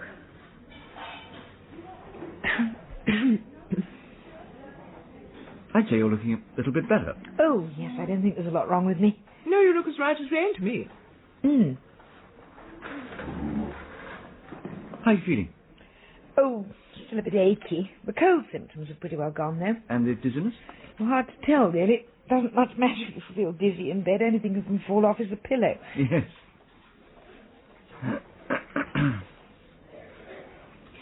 What is the nursing staff like? Oh, very friendly. Very efficient. I suppose a lot of them are foreign. Quite a few, yes. And most of the doctors. Yes. Yes, that's one thing that's changed, of course, since I was your age. I'm not sure that one could be ill nowadays with quite the same confidence that one could in my young day. Oh, Mother, don't be ridiculous. Well... Any of the doctors still around who Henry used to work with? Oh, few, I'm sure. Haven't seen any, but I've just been in bed most of the time. Yes. Wow, that seems to have exhausted that topic of conversation, doesn't it? Yes. Yeah, there's no need to talk like that. Well, it's daft. I mean, none of us have got anything to say. We're just sitting here like lemons. I'm certainly not sitting here like a lemon. I've never sat anywhere like a lemon in my life. And if I may say so, Clare, I find that an extremely unattractive expression, and I'm very disappointed that you... Excuse me, only two. I beg your pardon? Only 2 visitors allowed at a time, hospital regulations. Oh. I'm sorry, sister, I forgot about that. There's a little waiting room at the end of the ward where one of you may sit. I'll go. No, I'll go. No, I'll go. Your family. One of you needs go. Well, I want to go. No, Clare. I'll go for a while. I'll be back, Sarah. I wondered if I could just have a word. I'm rather busy. It won't take a moment. Oh, dear. What? My ears are about to burst into flames. I recognise Mother's style. She used to do that with my school teachers. Side with the opposition, dissect me at a distance. Don't worry. Nope. Nothing I can do about it anyway. Oh, do you know, someone came to the shop this morning and bought that 1862 Sunday Echoes in weekday hours. The story of a collect set in a boys' school. Yeah. With a preface by the Bishop of Winchester. The very same. Well. Just goes to show that if you wait long enough, you can sell anything. Patience is the way to make a fortune. What did you get for it? 10p. Ah. Well, patience is the slow way to make a fortune. I've got to go. Claire. I said at work that I wouldn't be long. I mean, this is really my lunch hour. Better get back. Claire, are you sure you're all right? Yes, Mummy. See you. Not at her most gracious, is she? No. Clearly she doesn't like you being ill. No. I wonder if it's just that, though. So, Sarah, we all decided it would be better if we came to see you one at a time. Ah. Give you a better chance to talk to us individually. Yes. I gather you had a blood test this morning. Yes, how did you know? Oh, I dropped in to see Sister on my way in. Ah. No results yet. No. Probably not till about 5 o'clock this afternoon. Oh. Sister's not worried about your blood, you know. Isn't she? No, I told her you'd always had plenty of iron. You know, greens and what have you. I'm sure she was very relieved to hear it. Oh, she was. Good. She thinks it's some sort of virus. Well, that does seem to be the general consensus, yes. I told her that was rubbish. Did you? Yes, I said if only doctors would get the idea of viruses out of their heads and concentrate on good old-fashioned medicine, things would be a lot better all round. Ah. Did Sister agree with you? No. Oh. Not completely. Well. But I'm sure she'll come round to my way of thinking. I'm sure she will. Sister's not worried about you, though. Oh, good. That's a relief, isn't it? Yes, she doesn't think it's anything serious. Hooray! No, because there are all kinds of things it could be. You know, you hear of people going into hospital for simple routine tests, and it turns out they've got something quite ghastly. Well, Sister doesn't think you've got anything like that. Good. No, she thinks that you may have been a bit run down, and that made you particularly vulnerable to some sort of... Virus? That's what she said, yes. But I prefer to think of it as a germ. Fine. Sure the virus won't mind. No. You remember Vera Polling's niece, Harriet? No, I don't think I do. Where might I have met her? Well, at Vera's, or... Well, not for the last 3 years, though. Oh. No. Poor Harriet. Very sad. She was about your age, I suppose, when... Well, she went into hospital for some tests. 3 weeks later... How's Clare? Well, I'm afraid she's not behaving at all well. She's getting very abrupt and brusque. Oh. I mean, far be it from me to criticise. Of course, Mother. But I don't think you were ever strict enough with Clare. She's really not very well brought up. Thank you. You having rows with her? Not exactly, but she's not making my life easy. You don't think by any chance that you just need to have someone around to criticise, and when I'm off the scene you've only got Clare left? No. What a ridiculous idea, Sarah. Well, Mother, you must I admit... wonder if your mind's wandering. I didn't think to ask Sister about delirium. I'll have a word on my way out. Mother... Sister said they've taken swabs from your throat. Yes, that's quite normal. Oh, yes. That's how they found out about poor dear Felicity. Swabs. Felicity? Yes. Wallace Merton's daughter. Very sad that, wasn't it? Yes, very sad. Particularly for Wallace. Quite sad for Felicity, too. Oh, yes. Oh, one does hear some terrible things, doesn't one? If one listens to you for long enough, yes, Mother. Then there was Hilda Miller's daughter-in-law, wasn't there? Yes, I believe there was.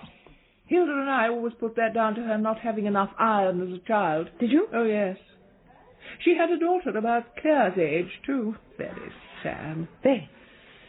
Oh, they said it was just routine tests there, too.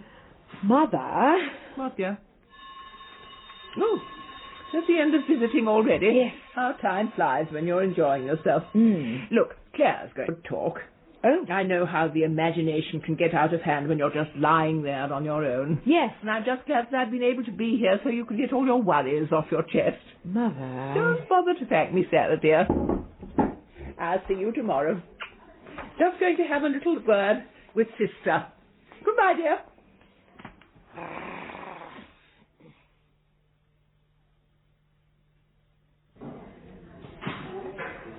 What? Oh. Well. Oh, hello, Claire. I was just writing you a note. Ah. Because you were asleep, I didn't want to wake you. You just clock in, show I've done my duty and come here. Play my brownie point. All right, Claire, you didn't have to come. Granny said I did. Granny's not always right. No, I know that, but you try... Well, anyway, I'm pleased to see you, Claire. Oh, good. Well, have a good look. Right, you see me. Can I go now? Claire, can't we talk? Why? Have you got anything to say? I haven't got anything to say. Anything happened in your life since I last saw you?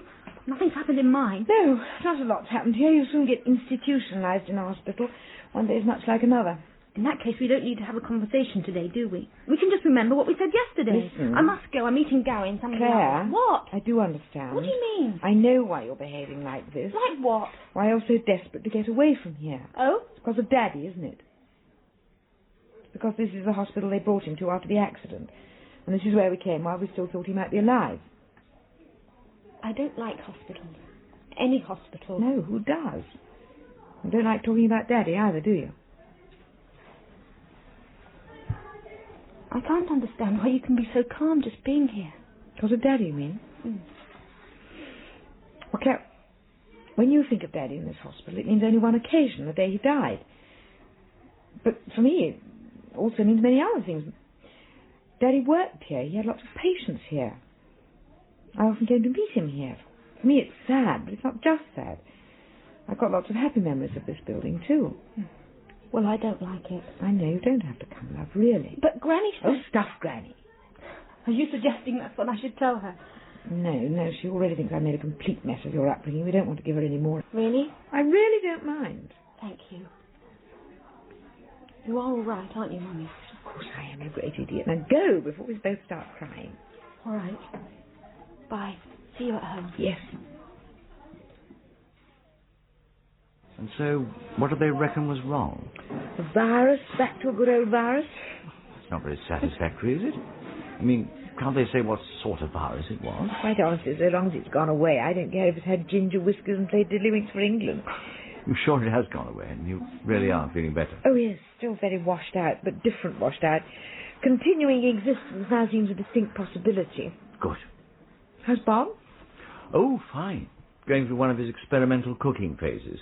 New recipes every night. I think we're eating Turkish tonight. Sounds great. I wouldn't mind eating something that tasted of something. Ah, come round for a lavish banquet when you're better. Love to.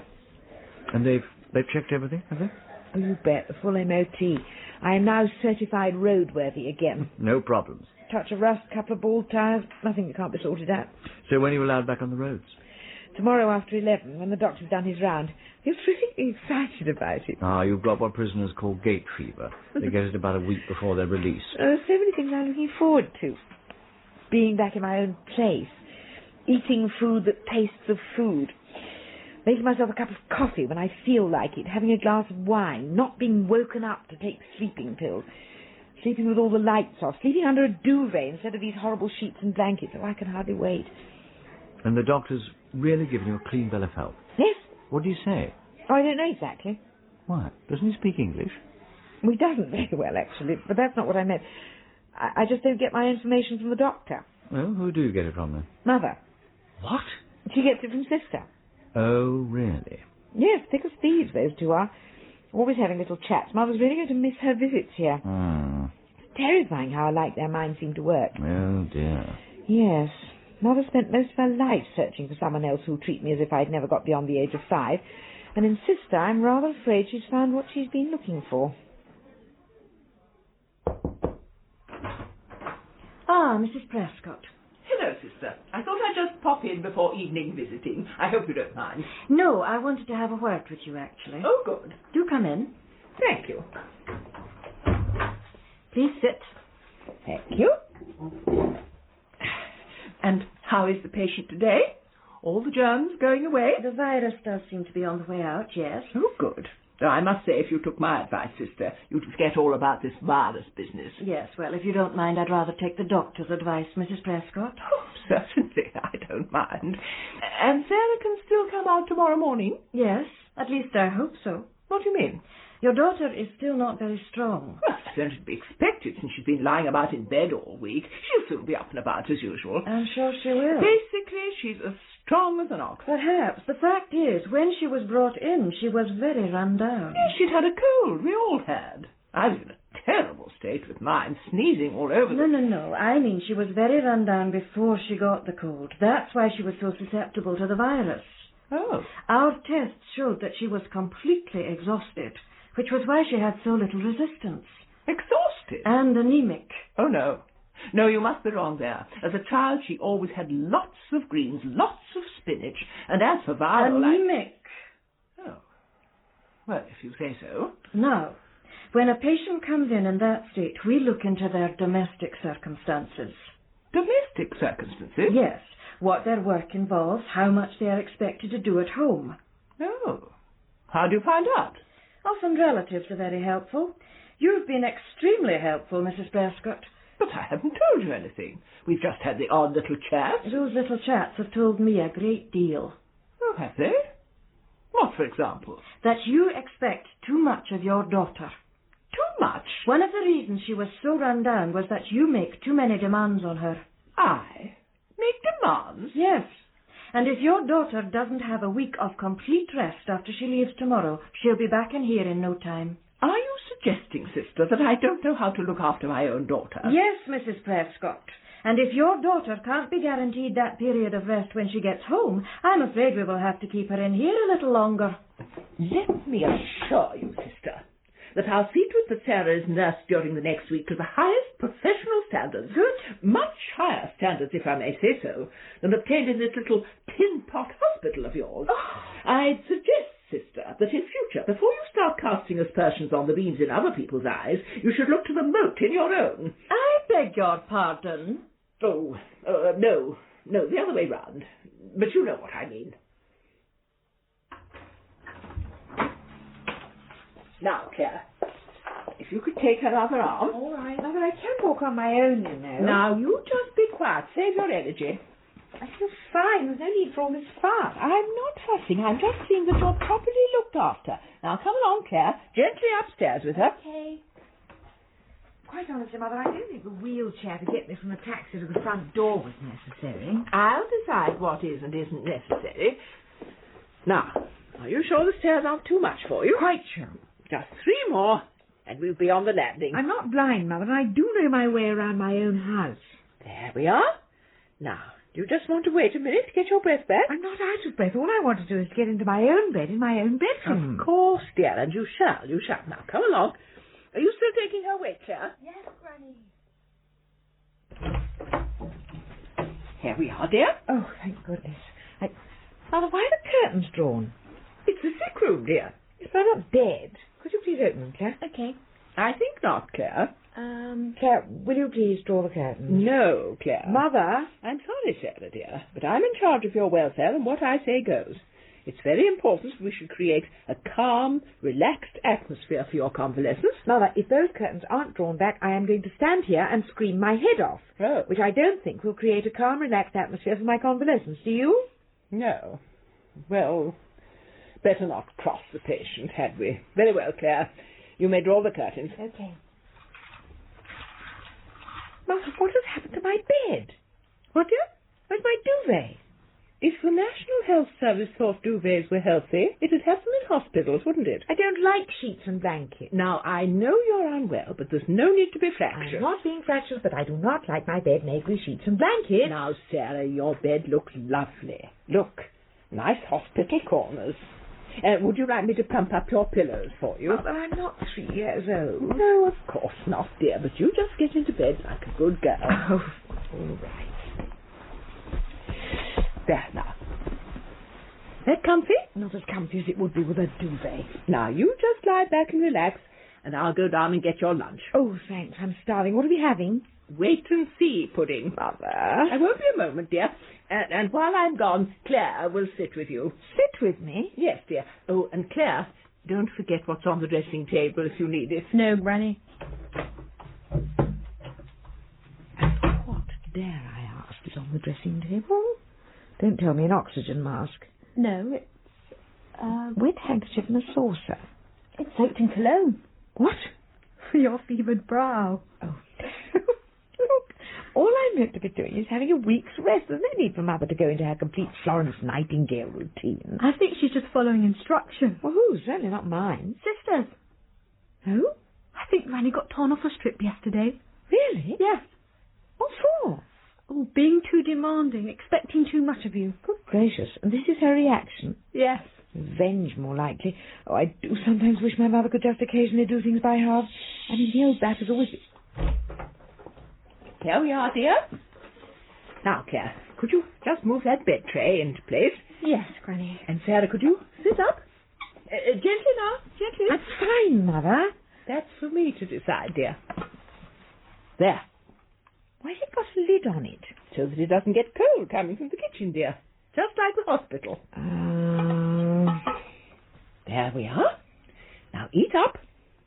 Mother, what the hell's that? It's calf's foot jelly, dear. Oh, my God. Well, can I at least have a drink? I've been thinking of my first glass of wine solidly for the last week. There's your drink, dear. Now, don't tell me. Beef tea? Yes, dear. Stop sniggering, Clare. Mother, I really don't want this. Well, what do you want, dear? I just want... There. Do you want this first? Mother, where did you get that bedpan? Oh.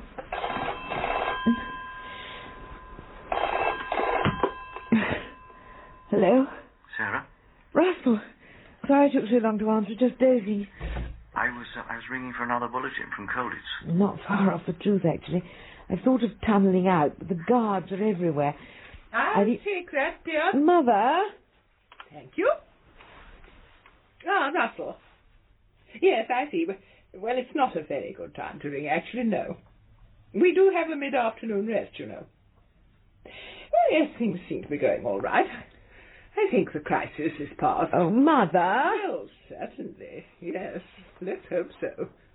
Mind you, she's not out of the wood yet. Yes, well, thank you for calling, Russell. I certainly will. But if you could ring at a more convenient time. Yes. Goodbye. Mother, I can talk on the telephone. No, dear. You're not to get overexcited. It's only Russell, Mother, not Mick Jagger. I'll take all telephone calls, thank you, Sarah, until you've turned the corner. Turned the corner. The crisis is past. Not out of the wood yet. What is all this, Mother? For goodness sake, it's meant to be a week's rest, not a remake of The Death of Little Nell. Mummy. Did you get it? Yes, here. Wonderful girl. Quick, open it. What's Granny doing? Watching telly. What's she watching? Your life in their hands. Oh, no. Picking up a few tips. If I don't keep my eye on her, she'll whip out my appendix while I'm not watching. Oh, that looks beautiful. Quick, quick. There. Right. Oh, Claire. You have no idea how heavenly that tastes. And I know, Mummy, that I always change the subject when you talk about Daddy. It's not that I don't care. I know, love. It's just that it still hurts Oh, so I much. know. There, let's have the last dribble. I thought that at first, Claire, but I found just shutting my mind made it worse, as if I was pretending that Daddy had never existed. Now I positively try to remember him, not in a morbid way, just remember what he was like, the stupid things he used to do. It seems to help. I try not to do that, but it keeps sort of, gate-crushing my mind. Dear Henry. Only tonight they had that Tom Lehrer song on the radio, and I couldn't help thinking of him. Do you remember how he used to sing? That's the right word, yes. Only a couple of notes and a key change every 2 seconds. About a maid I'll sing a song, sing rickety-tickety-tin. About a maid I'll sing a song who didn't have her family long. Not only did she do them wrong, she did every one of them in. She did every one of them in. Granny. Go down to your flat at once. Yes, Granny. Right, Mummy. Night, love.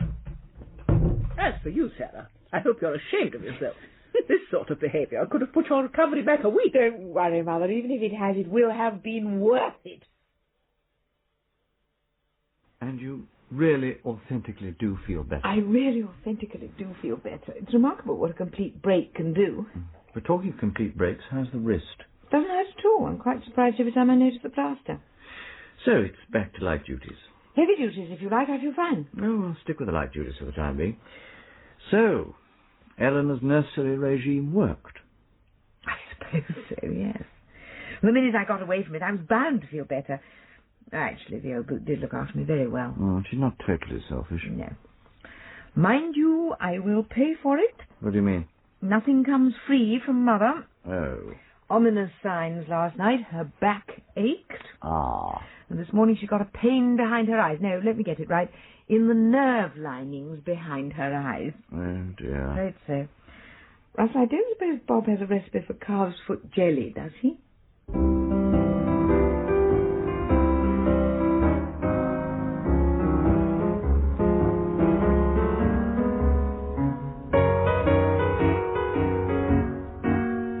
In Bedside Manners, you heard Prunella Scales as Sarah, Joan Sanderson as Eleanor, Benjamin Whitrow as Russell, Gerry Cowper as Clare, and Deborah Findlay as the sister.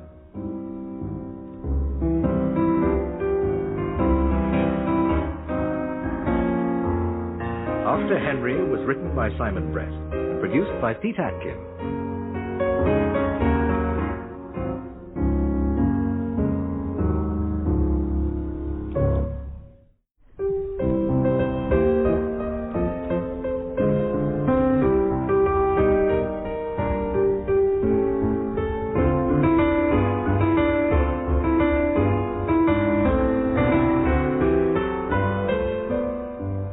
Prunella Scales is Sarah France in After Henry by Simon Brett, with Joan Sanderson as Eleanor, Benjamin Whitrow as Russell, and Gerry Cowper as Clare.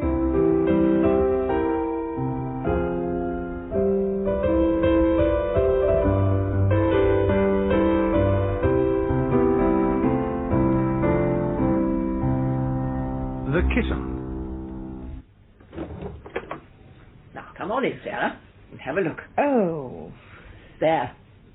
What do you think? Oh, that looks super, Mother. Just as if you've got a new sofa. Yes, but of course I couldn't have afforded that, you know, being a poor little pensioner. Exactly. But I must say those new fitted covers have done wonders. Yes, it looks eminently floppable on. Can I just go and flop on it? I'd rather you didn't, Sarah. What? Well, I don't want the cushions dented. Mother, it's a sofa. Sofas are for sitting on. Sofa cushions are designed to be dented. Yes, but with new covers, you want them to last as long as possible. Really, Mother, furniture is to be used. This sofa's not going to become like the sitting room at home, is it? And what was wrong with the sitting room at home? It was the smartest room in the house. Yes, only because nobody was ever allowed in it. Well, you weren't allowed in it, certainly, but then you always were a messy child. I wasn't, Mother. Yes, you were. No, look, I don't want to get into a sanging match. All I'm saying is that the sitting room at home was like a shrine to the gods of dusting and hoovering. We only went into it about twice a year, when we had particularly posh guests.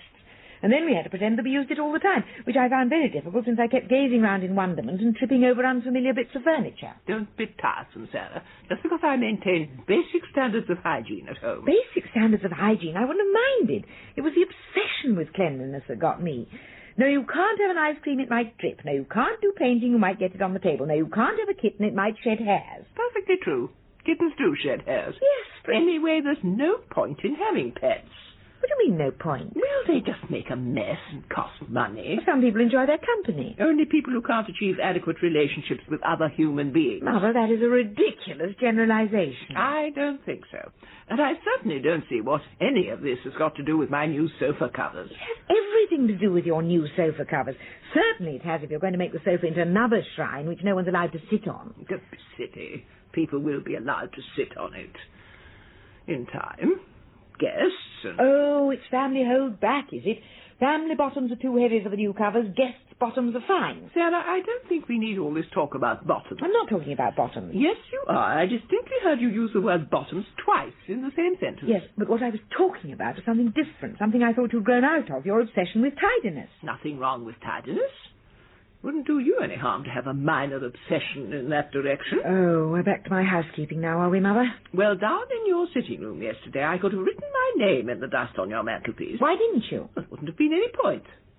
Anyway, I don't want your guests going round thinking I'm the sort of person who writes her name in the dust on the mantelpiece. That is it, Mother. That is exactly it. That is the point I'm trying to make. What? This obsession with other people. What other people think. I remember that all through my childhood. You must talk nicely, otherwise what would other people think? You must keep the house spotless, otherwise what would other people think? You must wear clean knickers in case you get run over. There's nothing wrong with that. No, Mother, I'm all in favour of clean knickers, but not for that reason. You should wear clean knickers because it's more pleasant to wear clean knickers, not because some nameless hospital doctor is going to be shocked if you're brought into casualty wearing dirty knickers. Sarah, dear, please. First it's bottoms, now it's knickers. What I'm talking about, Mother, is the hypocrisy of living one's life by other people's standards. Who cares what other people think? Anyway, the opinions of the sort of people who notice dust on the mantelpiece are really not worth bothering with, are they? I mean, people who come into my house have to take me as they find me. If they can find you under all the dust, yes. Isn't that your phone? Oh, yes, I think it is. Well, aren't you going to answer it? Not worth it, Mother. By the time I get down there, they'll have rung off. Well, I find I can usually get down there in time to catch it. Yes, I'm sure you can. And I know it won't do any good, but can I say once again that I wish you wouldn't go down and answer my phone? But it might be something important. I only do it out of public spirit. No, Mother, you do it out of nosing. Oh, If the call's important, they'll ring back. Well... There, stopped. I wouldn't have made it. Where were we? You were just recommending that one should live in a pigsty. Mother, all I was saying... Hello? This is Eleanor Prescott. Oh, hello, Wendy. How nice to... Oh, yes, she is, actually. Sarah, it's for you. Wendy Sweeten. Oh. She's just tried ringing your number, but got no reply. Ah. Hello, Wendy. What? No, that's all right. Mother doesn't mind at all. What? Oh, that's terrific. Barbados, goodness. Of course you must go. But what's the problem? Oh, have you? How old? Oh. What? Oh, yes, Wendy, of course I will. No problem. Yes, I'm in all evening. Bring it round when you like. All right, see you shortly. Bye. And what was all that about? Brian's got a business trip to Barbados, and Wendy's just been offered a chance to go with him. When? Tomorrow morning. Oh, how exciting for her. Only problem is they've just got... something. Got something? You mean they're ill? No, Mother, they've got, anyway, I'd said I'll look after it while they're away. And what, may I ask, have they got? A kitten. Oh, Sarah. Shouldn't you be off, Sarah? What? Mercy mission. Kitten aid. I thought you had to rush back at lunchtime to give it yet another meal. Oh, no. Alternate days. What? It only has lunch on alternate days? No, I only do it alternate days. I'm sure that Eleanor's not changing the habits of a lifetime and being helpful. No. Clare. It's quite easy for her to nip back from the building society. And she isn't of the school that believe pets are for people who can't achieve adequate relationships with other human beings. No, she thinks it's sweet. Which it is, quite adorable. Messy and destructive, but adorable. It's got little white paws that look as if they'd been dipped in a bowl of flour. You sound besotted. Maybe you ought to get one for yourself. No, Russell. One of the few advantages of not having Henry around is that I'm not tied. I can go where I want to, when I want to. In fact, if I never do go anywhere, it's not the point. I could, in theory. And having a pet would remove that illusion of freedom. I thought having Eleanor removed it pretty effectively. Yes. Is she still accusing you of sluttishness? You bet. To hear her talk, it's only a matter of time before my house is condemned as a slum. Well, it looks pretty good to me. Yes, but, I don't know. I think I do overreact a bit, leave it deliberately untidy. Revenge for all those years of being nagged by her, reacting against her standards. Does Clare do the same? React against yours? I suppose she does, yes.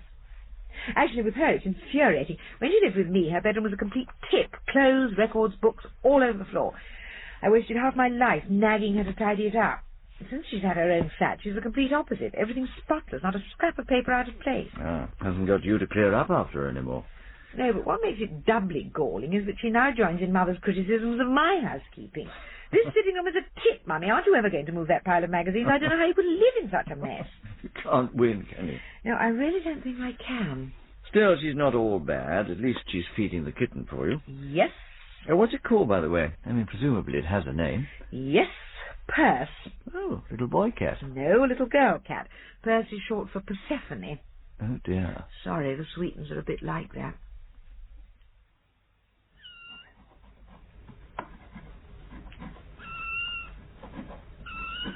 All right, little Perse, it's coming. Won't be a minute. Now, get your nose out. You'll get it chopped off, you silly girl. Just wait. It's got to be cut up small. It'll choke you. No, Teapot. Oh, Granny. I just heard the noise and came down. So, Sarah's shirking her responsibilities with the kitten, and you've got lumbered, have you? I did offer. Oh. Well, Mummy was... No, keep off, you little monster. Oh, who's a beautiful lady then? Oh, really, Claire, you and Sarah are as bad as each other. Oh, come on, Granny. Even you must admit that Perse is very beautiful. It looks like a kitten to me. One kitten looks pretty much like another kitten, as far as I'm concerned. They're just small versions of cats, and I'm not that keen on cats. Oh, Granny, how can you say that? Look at the state of this floor. What is that all over it? Cat litter from the tray. I thought Sarah said this animal didn't know how to use the tray. Well, she doesn't yet. Not for what she's meant to use it for. But she doesn't like playing with it. Oh, I thought Sarah would have swept it up. I suspect she did. Perse has probably done that since Mummy left. She gets quite manic when she's on her own. And quite miserable. Oh? Oh, yes, I've heard this pathetic mewing all morning. Came right up to the door of my flat, scratching away. Thank goodness it's Sarah's paintwork, that side of the door, not mine. You weren't tempted to let her in? No, Claire, I was not. I'm one of those apparently unusual people who'd rather have the company of a human being than that of a dumb animal. Oh, you mean you've got someone with you? No, I hadn't, actually. But if I had, I'd have preferred it. It's coming, my little Percy Bertie. Oh, dear. Honestly, why people with animals suddenly degenerate into gibbering idiots I'll never understand. There, I think that's chopped up small enough for you. Oh, I don't think it is. What? Chopped up small enough. She's only got a very small mouth, you know, and a tiny throat. Oh, well, if you think so, I'll chop it up a bit more. No, won't be a minute. Yes, I know. No, it's not my fault. You blame naughty old Granny. Well, I just thought... Oh! I say, Granny, you are honoured. That's the first time I've seen her sit on anyone's lap. Oh. Sorry, Granny. No two ways about it. I'm afraid she likes you. Oh, do you think so?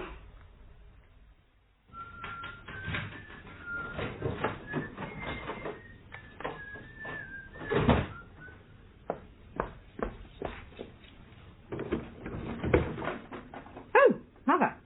Good evening, Sarah. Did you come down to answer my phone again? No, dear. I came down because I couldn't stand the sound of this poor little creature's piteous mewing any longer. Oh. Doesn't look very piteous. She looks asleep. Yes, and it took a long time to calm her down sufficiently for her to go off to sleep. Oh. She was very upset being left alone for so long. Ah. You're back late. Just had a drink with Russell. Well, you shouldn't have done. Mother, I am old enough to lead my own life. I don't have to tell you about my every movement. It's not me I'm worried about, Sarah. But this poor little kitten was expecting you back at the usual time. Mother. She's used to eating at 6:30, and it's now 7:15. All right, Mother, I'll feed her now. Come on, Perse. Come and have your... Shh. What? Don't wake her, dear. After the emotional trauma she's been through, you must let her have her sleep out. Well, I'll say one thing for your mother, Sarah. At least she never does things by halves. No, I accused her of a good many shortcomings over the years, but never that. But what I can't understand is how she got the gall to make such a brazen turnaround. Practice, just practice. So now she's all gooey and sentimental over this kitten. Well, she's really fallen for it. Well, yes, she has, but being mother, of course, she doesn't put it like that. Not nearly devious enough for her. No, she's not doing all this because she likes the kitten. No, it's because her daughter has taken on responsibilities she can't cope with, and somebody has to look after the poor little creature. I see. Mildly infuriating for you. Get hardened to it after a time. At least the kitten's being looked after. With care? And how? Perse is going to suffer exactly the same kind of intensive upbringing that I did. But I think Mother's more optimistic of success with the kitten than she was with me. Perse is already way ahead of me in a couple of days. Doesn't answer back, which is a good start. Doesn't let its vowels slip. Doesn't mix with common girls. Doesn't leave its clothes all over its bedroom floor. But no doubt leaves other things all over the bedroom floor. Yes, but Mother is also taking that in hand. You forget Mother's generation spearheaded the Gestapo technique of potty training, True Be King, and all that involved. Hmm. No, the more I see of what she's up to, the more I can see how much happier she would have been if she'd had a kitten instead of a daughter 43 years ago. Oh, really, Sarah? I don't know. I sometimes think I might have been a lot happier, too. No. No, you're a greedy girl. No, little Percy, it's only 3 hours since your last meal. You don't have your supper till 6:30 now. You know that, darling, don't you? Oh, yes, you do. It's no use looking at me like that. No use at all. No, no, no, no, no. And it's no use scratching my new sofa covers like that. I'm not going to change my mind. Oh, very well. But you're only going to have a little bit. Not a proper meal, just a little put-you-on. And then I want all this fuss to stop. Is that clear? There. Come on, Sue. And remember, you're only being spoiled because you're a little pussycat. When you're a bigger pussycat, Mother's going to be very strict with you. Now, just 1 spoonful. Oh, don't you turn those big soulful eyes on me. No, no, no, no, no. Oh, all right, 2 spoonfuls. Oh, who's a greedy little Percy, Bercy, Worthy? Who's a greedy little girly, whirly? Mother? Oh, Sarah, dear. What are you doing? Oh, nothing. Just this damned cat needed feeding again. Goodness, Sarah, have you any idea how much I'm longing to see the back of this animal? Yes, Mother, I think I have. Who's Mother's nice little girl, then? Who's a pretty little girl? Who's a... Oh, Mrs. Percy, there's Sarah's phone. Come on now, you let Mother carry you, and we'll go down and see who's ringing Sarah, shall we?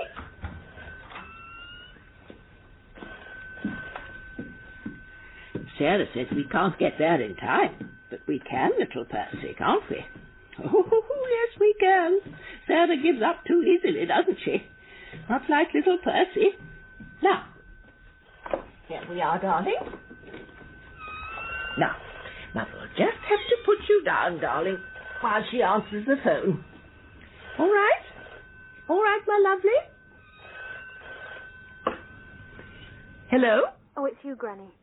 Yes, Cat. I thought Mummy might not have left yet. Went about 10 minutes ago. Anything I can do to help? No, it's just some curtain material Mum was going to buy for me in her lunch hour. I've just realised I gave her the wrong measurement. Oh. Oh, don't worry, I'll ring her at the bookshop. Yes, that'd be best. How's Percy, Bercy? How's who? The kitten. Oh, I couldn't think who you were talking about. Well, I assume the kitten is all right. I don't know why you asked me. Kittens can look after themselves, you know. Yes, Granny, of course. See you later. Bye. Goodbye, Claire. Now, where's my little Percy? Where's my little Percy? Where's Mother's little angel gone? Percy? Sarah, can you prepare yourself for a shock? Yes. How long have you been working in this bookshop? Just over 2 years. And in that time, would you say the workload has ever been excessive? No. In fact, not to put too fine a point on it, quite often there's hardly been enough for 2 of us to do. True. Russell, are you building up to giving me my notice? No, of course I'm not, you idiot. I'm building up to telling you that today something unprecedented has happened. What?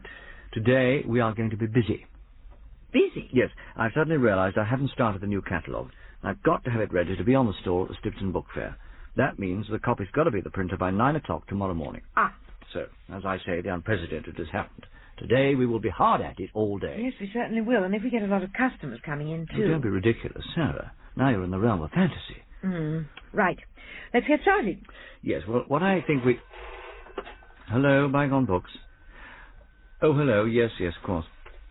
Eleanor. Hello, Mother. Sarah. Look, I actually am very busy today. Sarah, this is an emergency. What? Are you all right? I'm fine. It's that kitten of yours. Kitten of mine? Is she ill? Not ill. She's gone. Gone? You mean you've lost her? I haven't lost anything, Sarah. It's not my fault. She's escaped. Oh, no. Through the fanlight in your kitchen. Oh. So I'm afraid if it's anyone's Don't fault... tell me. It's yours, Sarah. Surprise, surprise.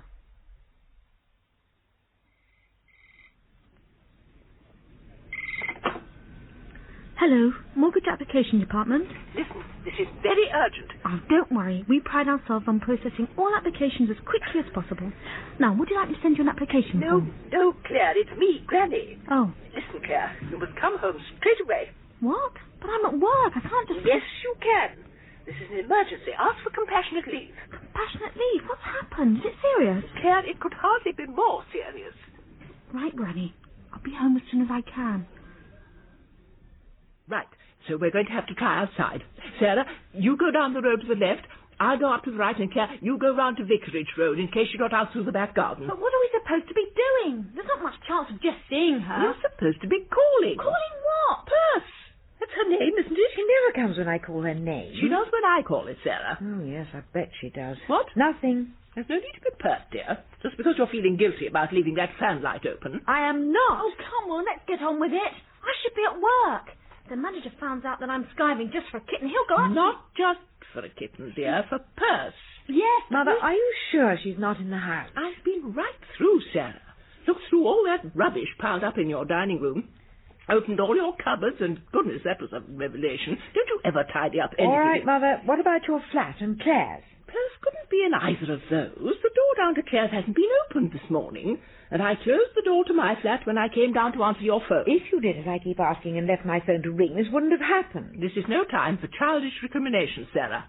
I know you're feeling sour just because I've had to take complete responsibility for this poor little animal. Complete responsibility? Yes, and if she's lost or run over, I don't envy you telling Wendy Sweeten about it. Surely if you've taken complete responsibility for the kitten, you'll be the one who has to tell Wendy Sweeten about it. Don't be ridiculous, Sarah.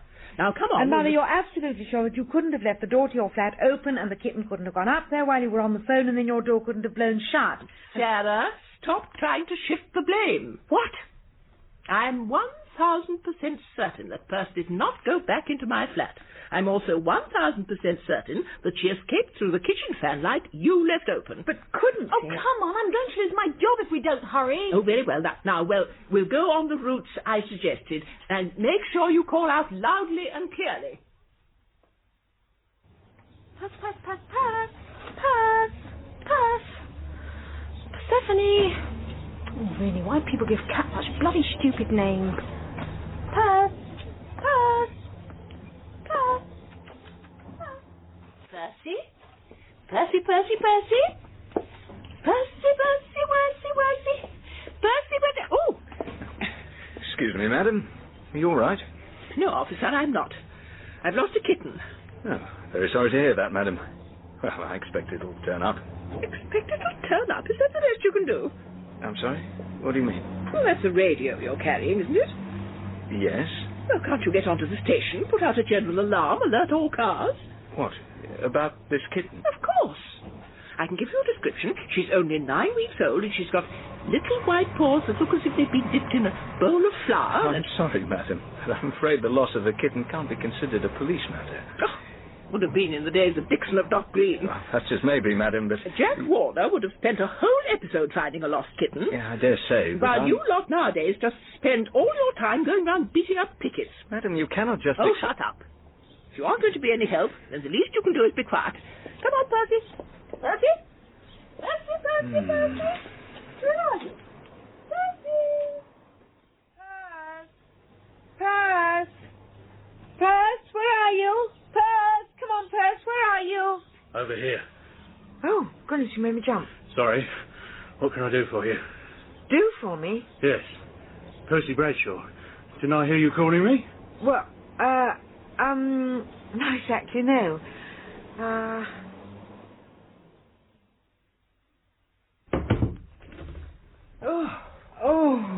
Oh, knackered. Dear. Dear. Well, we did try everywhere, Mother. Yes. That kitten's gone. Probably run over by now. Oh, dear. Yes, what are you going to tell Wendy Sweeten? Well, I dare say I'll think of something. Might even try the truth. That often works on sheer surprise value. At least she hadn't had the kitten long. She can't have had time to get that attached to it. Don't underestimate Wendy. She's a creature of profound sentimentality. She'll find enough mawkishness in this to keep Esther Ransom going for 6 months. Oh, bad luck. Yes, bad luck. Oh, you know, what I really feel in need of, Sarah, is a cup of tea. It would be nice, yes. I just remembered I'm out of tea on my list to buy at lunchtime. one of the many things I was going to do today. Oh, poor Russell, I must ring him. Honestly, Sarah, you never seem to keep any supplies of anything. As a housekeeper, you really do leave a lot to be desired. I haven't the energy for another argument. Claire, have you got any tea? No, I've got my herbal stuff. Peppermint, comfrey, chamomile. Oh, no. I've got plenty of real tea. Clare, will you just slip up to my flat and get it? In the Royal Jubilee caddy behind the kettle. All right, won't be a sec. Oh, dear. Oh, dear, indeed. Only you hadn't left that fan light open. Don't start again. It was an accident, if that's how the kitten did get out. I don't see that there's any question about that, Sarah, dear. And I'm afraid that leaving that fan light open is just symptomatic of the kind of slapdash methods... Mother, stop! I beg your pardon? Stop, just for once. Stop finding fault. I don't know what you mean, dear. Just ask yourself, have I ever done anything in my life that you haven't found fault with? Oh, what a ridiculous question, Sarah. I mean, there are lots of things that you've done which I admire enormously, which I've never criticised. Name one. Well, I mean, out of so many, it's invidious to... Well, there have been one or two occasions when... Mother, from the moment I was born, you have found fault. Look what I found. Percy! Where was she? Locked in Granny's flat. Oh. So Mummy and I have taken the day off work for nothing. You know, if you're not careful, Granny, I may really have to kill you off. Oh, dear. So poor little Percy was locked in your flat all the time, was she? Goodness me, can it be that the 1,000% certainty has been overthrown? Can it be that when you came down to answer the phone you left your door open, that Percy leapt back up the stairs into your flat, and then the door blew shut? Tell me, Mother, in this fascinating saga of the missing kitten, do you think that might be a possible scenario? I suppose it might, Sarah. Well, yippee. What do you mean, dear? Finally something has happened that is incontrovertibly your fault. You were in the wrong. Well... Come on, you can't deny it. I'm not so sure. What do you mean, not so sure? Given what happened, is there any tiny detail about it that you can say was my fault? Well, yes, Sarah. There is, actually. What? If you hadn't left that fan light in your kitchen open, there wouldn't have been any wind to blow my door shut, would there? Oh, Mama! Oh, all right. I surrender. You win. You win.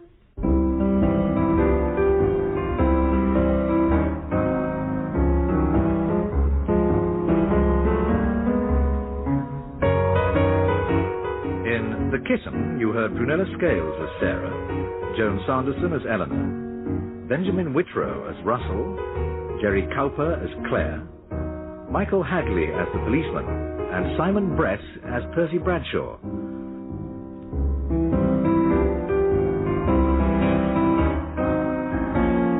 After Henry was written by Simon Brett and produced by Pete Atkin.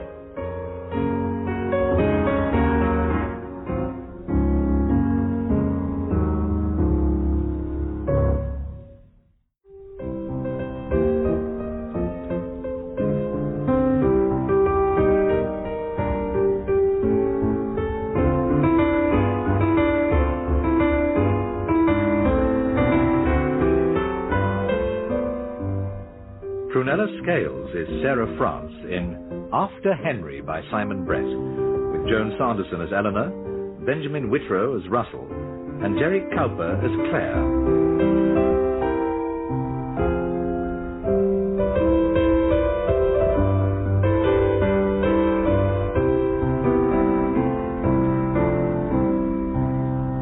The Married Man.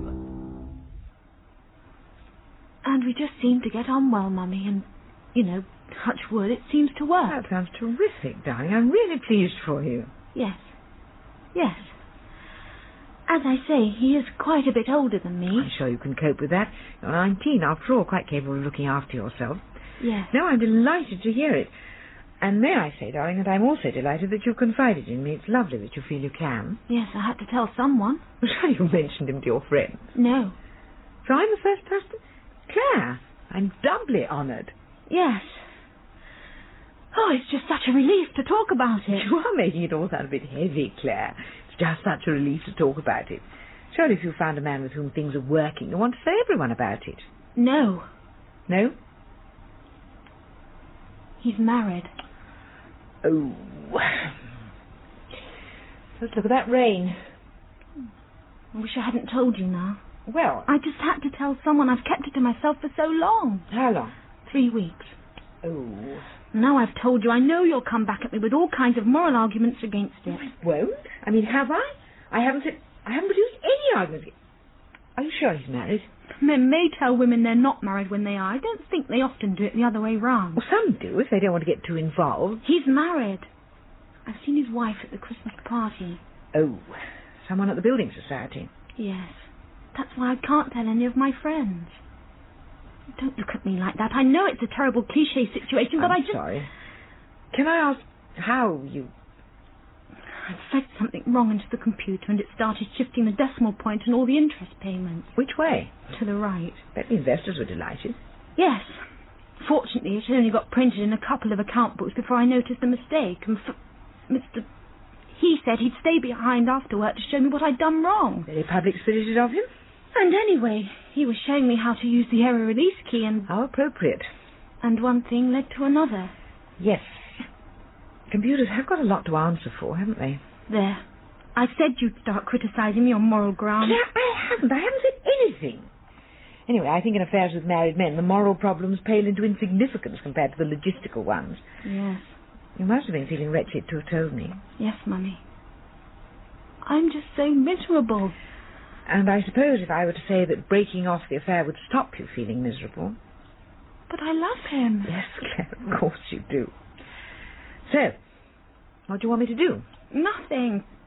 I just had to tell someone. Yes, well, I'm glad you did. At least I don't know why I say that. I was feeling quite remarkably cheerful till you told me, really on top of things.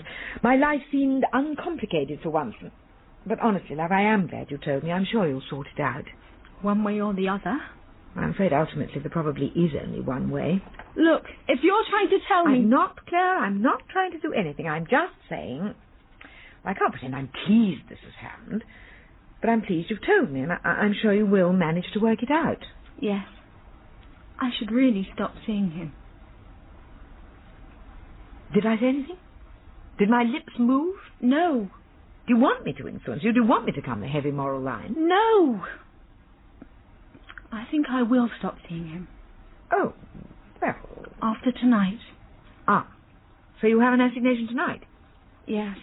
I'm meeting him in the golf club car park. How glamorous. Mummy! I'm sorry, you're the one who mentioned the cliché situation. I'd have thought negotiating gear leavers in a golf club car park could begin to pall after a month or two. Mummy, stop trying to put me off him. I'm not, I've got to go. He's supposed to be playing golf, I suppose, as far as his wife's concerned. Yes. What were you going to say? Nothing. Nothing else about cliché situation? No. I must go. So you said I'm not stopping you? I've got to catch the shops anyway before... Oh, Lord, is that the time? There is one thing, Mummy. What? Please, whatever you do, promise me you won't tell Granny. I won't, love. I wouldn't have done anyway. You ought to know that. Yes. Oh, it's just the idea of her... You don't have to tell me. I have studied the phenomenon at close quarters for 43 years. Yes. She's always been nosy and suspicious, but I swear she's getting worse. Yes, and I know exactly when she began to get worse. When? From the moment she started watching EastEnders.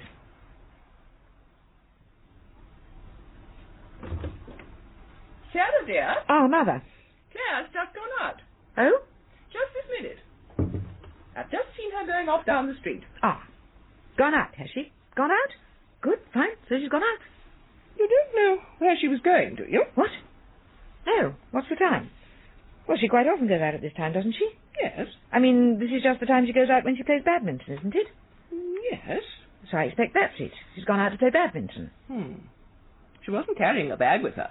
Well, perhaps she's left her kit at the badminton club. She never has before. No?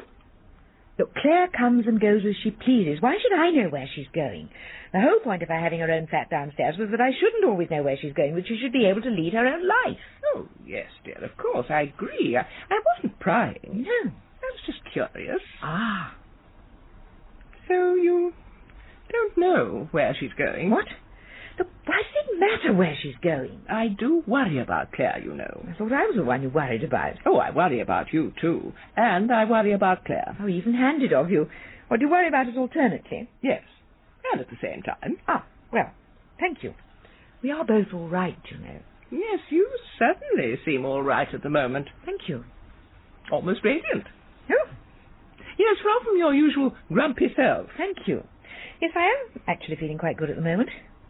Is there any particular reason? For feeling good, does there have to be? No, doesn't have to be, but there just might be. No, there is no particular reason. Yes. Clare, on the other hand, doesn't seem all right at the moment. Ah, look, would you like a cup of coffee? Oh, no, damn, I'm out of coffee till I get to the shops. How about some gin? No, I'm worried about Clare. Ah. Yes, I will have a gin. Thank you, dear. I think I will, too. Goodness, this weather. There was a leak at the bookshop last night, you know. When Russell got in this morning, he found 2 boxes of books soaked through, ruined. No, I think Clare is being very secretive at the moment. Oh, not more than usual, I would have thought. Much more than usual. I wouldn't have said so. She always has had a secretive streak. Much more than usual. Ah, I hadn't noticed. Here you are. Thank you, dear. Well, you always have been a little slapdash in your bringing up of Clare. Oh, have I? Yes, dear. I hope you don't mind my saying. It's just being on the premises one is uniquely positioned to notice that sort of thing. Yes, isn't one just? I sometimes wonder if you've taught her any moral principles at all. Cheers, Mother. Cheers. No, I think there's something going on with Clare. Going on with Clare? What do you mean? Well, for a start, there's the way she's being so secretive. And there are phone calls. Phone calls? What phone calls? Last weekend, while you and Clare were both out, your phone rang, and when I answered But I wish you wouldn't answer my phone. Look, the whole point of living as we do is that we have separate flats and separate phones. Soon Clare will have her own phone, too. But, Sarah, what are mothers for? If I hear your phone ringing and I know you're out, of course I'll answer it for you. Well, I wish you wouldn't. Oh, now, Sarah, you were very grateful when I took that message from Belton's to say the replacement lid for your food processor was Yes, I agree I was, but as a general rule, I would rather you didn't answer the telephone. At the weekend, the phone rang 3 times, and each time exactly the same thing happened. What? As soon as I picked it up and answered, the person at the other end rang off. Oh. In my experience, the only people who ring off as soon as the phone is answered are burglars and married men. The burglars are ringing in the hope that there's nobody there. The married men are ringing in the hope that their mistress is there. Oh, I wouldn't say that. Normally, I don't think there's a lot to choose between burglars and married men. There are all kinds of explanations. Sarah, is Clare having an affair with a married man? What? No, certainly not. Well, someone is. But how can you... Don't laugh, Russell. It's not funny. Oh, I'm sorry. But it does have its funny side. Well, I'm afraid I can't see that very clearly. Its downright bloody awkward side keeps getting in the way. Yes, of course. Now Mother is firmly convinced that I'm having an unsuitable affair with a married man, and I can't disabuse her of that notion because that would put her straight on to Clare. And you promised Clare you won't tell. Oh, shut up, Russell. Yes, all right. Yes, I can see it has got a funny side. In the same way that seeing someone about to fall off a cliff has a funny side. Sorry. It'd be different if I approved of what Clare's up to. I can't just categorically say, this is wrong, stop it at once. For a start, that would just make her more determined to continue. Anyway, she's 19, she's not a baby. And in a way, if she is going to do this sort of thing, I'd rather she was telling me about it. Really? Well, no, to be honest, I suppose I'd rather have remained in blissful ignorance. And now she has told me about it, I'd rather she kept on telling me about it. Just wait until the storm blows itself out. Yes. I mean, situations like that can't last for long. Many do. For years and years. Oh, thanks, Russell. Cheer me up some more. Sorry. No, I'm sorry. I shouldn't be telling you about it. Well, you can trust me. No, I won't even tell Bob. I know, Russell. I didn't mean that. It's just... Oh, dear. Everywhere I turn, I seem to walk into another cleft stick. Sounds painful. Yes, it is. Also, I feel as if I'm aiding and abetting a criminal. I mean, last night I lent Clare my car to go to another assignation. Wasn't the fellow called Pandarus who... Shut up, Russell. It was appalling weather. Clare came in on Monday night soaked to the skin, having walked back from the golf club. Even if I can't do much about my daughter's morality, I can at least see that she doesn't die of pneumonia. Well, the weather could help you in the long run. How? Golf club assignations can't be much fun when it's like this. I mean, snuggling into soggy bunkers, cuddling up on wet fairways. I think the emphasis is more on the car park than the golf course. Oh, yes. Traditional morality has never really recovered from the invention of the automobile, has it? Oh, dear. So now you're aiding and abetting by lending out your own passion wagon. Yes. What made it worse, of course, was that the minute Clare had driven off yesterday evening, I realised that it was late-night shopping and that I'd intended to go and make a major raid on the supermarket. Ah. And since I'd got virtually nothing in the house and had run out of all the basics, I decided I had to go by bus, which I did, through the rain. Only to discover when I got there that the weather had triumphed again and the supermarket was closed because of flooding. Oh, Sarah. Yes, it was on the news yesterday morning. Had I known you were going to go there, I could have told you. Thanks. So anyway, Russell, can I throw myself on your mercy? Please, can I leave at 5:15 instead of 5:30 today so that I can get to the supermarket? With either that or starving to death. Well, in that case, after proper consideration and having weighed up the demands of the bookshop with particular reference to the number of customers who've been in today, viz. none, I have decided yes. You may leave at 5:15. Oh, bless you, Russell. Then I'll try and sneak back home without Mother noticing I've arrived. Because that would mean more upbraiding on your slack morality. Exactly. I wouldn't mind if somebody was actually trying to slacken my morality at the moment. Oh, what a tangled web we weave when first we practice to deceive. There's nothing to what happens when your daughter starts practicing to deceive. I tell you, Russell, I never thought I'd say it, but I'd go back to Clare learning the violin any day.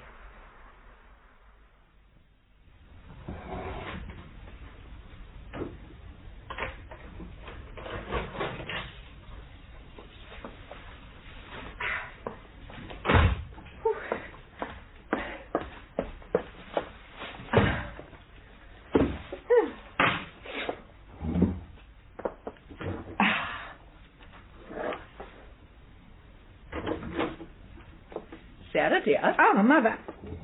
I heard you come in. Who was that doctor who said there was something wrong with your hearing? Should be struck off. Sarah. Would you like a cup of coffee? I have got some now. Thank you. Right. So you found time to do some shopping? Yes. Seems to me that you've been rather letting things slide on the domestic front recently. Oh? If you don't mind my saying so. Would it make any difference if I did? What? Nothing. Still, you've had other things on your mind, I dare say. I dare say. Do you know Frida Saltby's nephew, Wayne? No, I don't believe I do. Well, he's recently got a job as a porter out at that new motel on the Stipton Road. Oh, I know the place you mean. Doesn't seem right for this, Harry, does it? In what way? Well, it looks sort of, I don't know, sort of place Benjamin would have taken Mrs. Robinson to.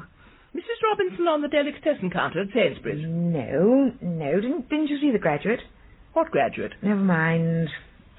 Anyway, as I say, Wayne's got this job out at this motel. Good for him.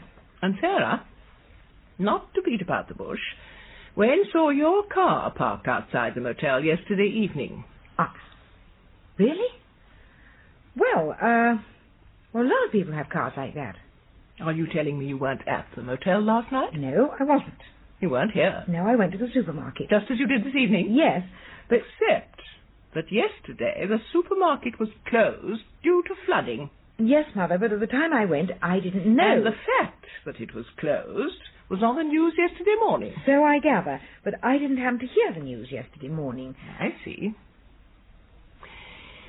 Listen, Sarah, how you conduct your private life is your own affair. Since when? But I do not like you lying to me. Mother... And I don't think Henry would have liked it much either. Don't bring Henry into this. Particularly Mother. Considering the circumstances. Mother, look, believe me, I did go to the supermarket yesterday and found it closed. I see. And as I say, lots of people have cars like mine.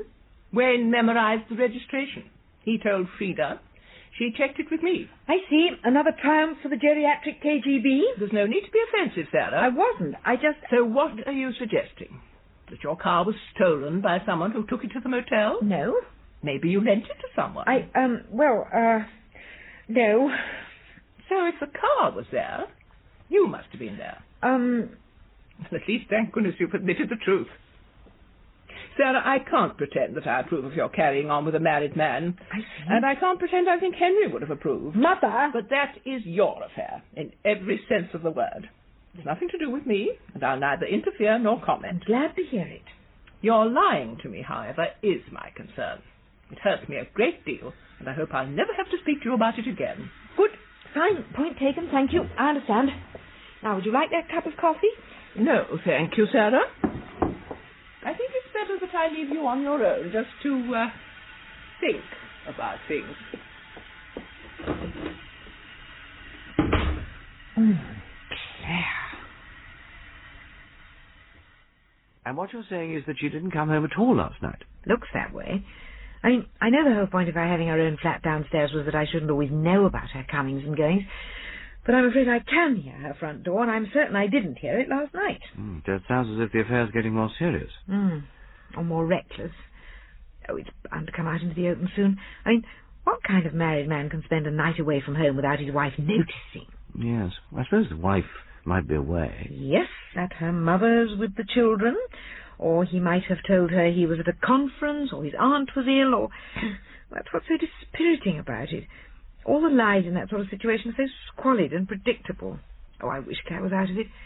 She just looks under so much stress. The moments they're together have got to be really marvellous to justify all the pain it's causing her. Well, maybe they are. Who knows? Oh, poor Clare. Poor you, too. Scarred woman in your mother's eyes. And no doubt in the eyes of the whole town if she has anything to do with it. You look shattered. Yes, I am pretty exhausted. I was feeling so good a week ago.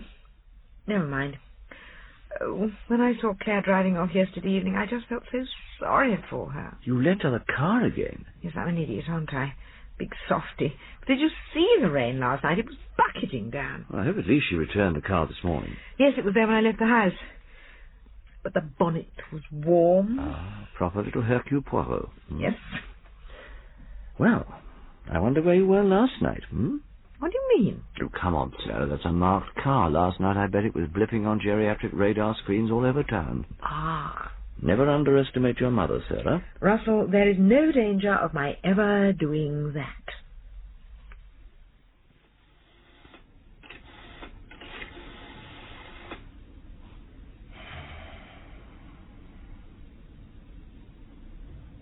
Oh, hello, Frida. It's Eleanor. Look, I wondered, did you have a chance to talk to Wayne? Oh, good. Oh, the car was there again last night. Yes, very indiscreet, inviting discovery, I'd say. Yes. Oh, Frida, you know I'd never be one to pass any moral comment, but... Yes, well, those are my feelings exactly. But did Wayne manage to check the register? Oh, really? So his name's Smith? What? I'm sorry, I can't hear you, dear. Smith? Yes, I suppose it might be a false name. I don't suppose Wayne managed to get any clue. Oh, he carried the suitcase up to the room, did he? Oh, you have got a clever nephew, Frida. Philip Brownlow. Well, fancy that. No, it doesn't mean anything to me, dear. Yet. But if he lives within 20 miles, I can find out. Don't worry about that.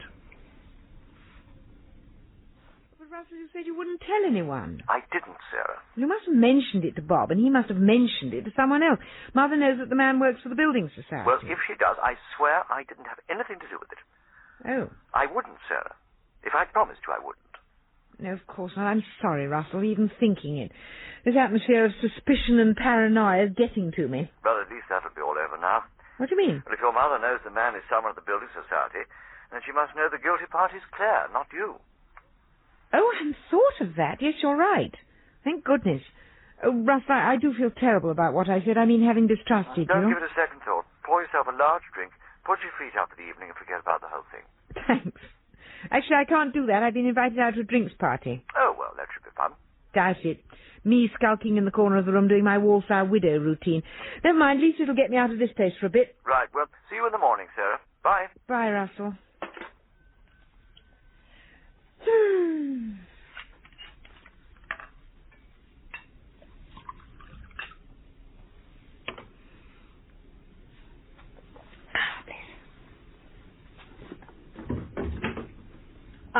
Sarah. Mother. Want a drink? I'm just having one. Thank you, dear. Right. Sarah, I've asked Clare to come up here. Oh? I'm afraid I've got to have a serious talk to her. Oh. Well, look, Mother, I don't think you should actually... Oh, Clare. Hello, Mummy. Granny.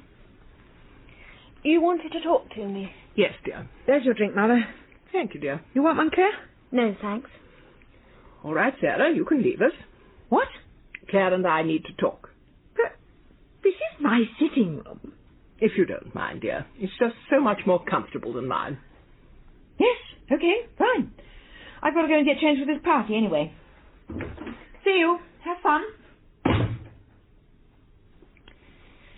Now, Clare, as you know, I'm not one to pry. Nor am I an old-fashioned moralist. No. But I do not approve of affairs with married men. Ah. Now, it's come to my notice that someone working at your building society... Yes? A Mr. Brownlow... Yes? Mr. Philip Brownlow, who is married with 3 children, is having an affair with someone in this house. So, what do you think I should do? I think you should look for another job. It can't be easy for you working there under the circumstances. No, it isn't. I mean, all the innuendo and the gossip about what's going on. As you say, it's not easy. So I think that's the only thing for you to do, Claire. Look for another job. Well, thank you for giving me your opinion, Granny.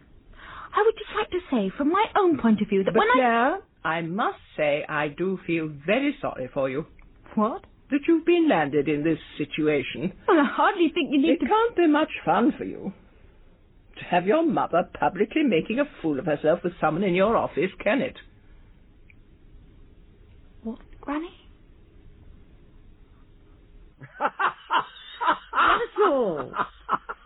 I'm sorry, but this just does get better and better. You mean she still thinks it's you who's having an affair? Yes. And in a daft way, everything that happens only goes to reinforce her opinion. Oh, dear. Well, I suppose you'll have to disabuse her soon. Oh, I don't know. Might leave her in ignorance forever. Let her believe there really is a mystery ingredient in her daughter's sex life. And is there? Oh. Anyway, things have been happening on the Clare front. What? Well, as we suspected, this torrid affair has not passed unremarked at the Building Society. Oh. Both of them were summoned to the manager's office, separately, I hasten to add. What? So Clare has got to... Clare hasn't got to do anything. That's the wonderful thing about it. Of course, the manager said they couldn't go on working together, but... And this, I think, is a triumph for women's lib. Wouldn't have happened 10 years ago. Mr. Brownlow is the one who's going to be transferred. Really? Has Clare taken it? She's very cut up. But I think at the same time she's enormously relieved. She really was getting out of her depth, you know. So you think they'll stop seeing each other? No, not immediately. But he's been transferred 40 miles away. I think with not being in the same office and the difficulties of transport, well, let's say I hope it'll die a natural death. You do seem amazingly more relaxed about it. Yes, well, I feel sort of... What the hell? Did you meet someone nice at the drinks party last night? What? Oh. One of the prime qualifications for owning a bookshop is the ability to read books. And to read people like books. Oh, right. Well, there was someone there who seemed sort of... He's nice. We got on, you know. Nothing more than that, but, you know. Good, Sarah. Oh, I doubt if he'll get in touch, or... But anyway, it is quite a pleasant change to be worrying about my own emotions for once. Yes, I'm sure it is, Sarah. And I'm very glad to hear that Mr. Brownlow's moving to another job. Now he'll have a chance to concentrate on mending his marriage, and it would be my advice, dear, that you should take the opportunity of this natural break to finish the relationship completely. Yes, well, Mother, I will certainly bear that in mind. But, No, it's all right, Claire. I'll make my own decision, thank you. Good. I just hope you have the good sense to make the right ones. You know, Sarah, I hope I've never tried to influence you in any way about anything. Heaven forbid. But I also hope that I've given you the necessary moral equipment to make your own decisions about the things that really matter. I'm sure you have, Mother. Good. Well, dear, I'm a little weary, so if you'll excuse me, I think I'll just go and have a little lie down.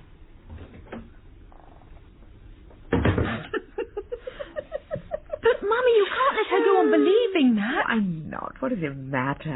It gives me a nice opportunity for a workout on my moral equipment. Look, she's already thought the worst about me many times. She currently doesn't think the worst about you. Sounds like a perfect situation. Why change it?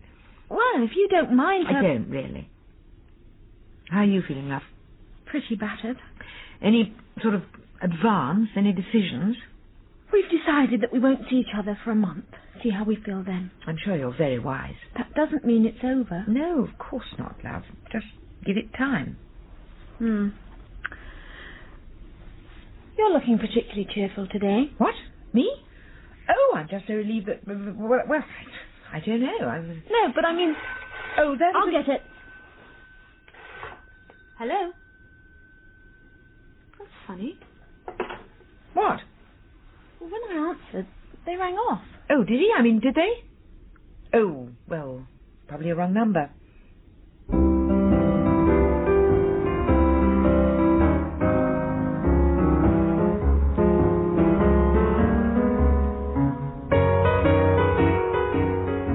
Married Man, you heard Prunella Scales as Sarah, Joan Sanderson as Eleanor, Benjamin Whitrow as Russell, and Gerry Cowper as Clare.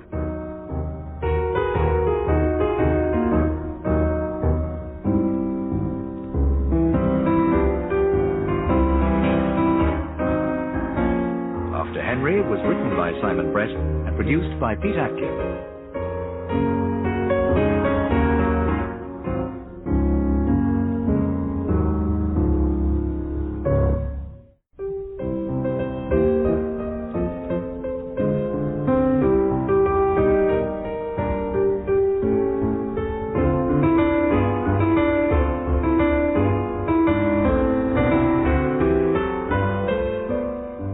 Prunella Scales is Sarah France in After Henry by Simon Brett, with Joan Sanderson as Eleanor, Benjamin Whitrow as Russell, and Gerry Cowper as Clare.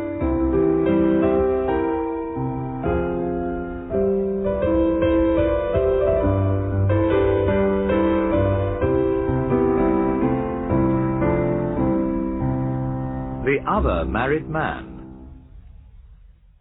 It is all over now, Mummy, between me and Philip. Ah, I'm not quite sure what I should say. Why? Well, Claire, my natural instinct is to say something which I'm afraid might be hurtful. What is the something? Good. It's all right. You can say it. Good, then. Yes, it is good. I was just infatuated with Philip. While I was seeing him all the time, I was obsessed by him. Now he's gone away, it's all right. Ah. Well, I hope you're not too hurt. I'll bounce back in time.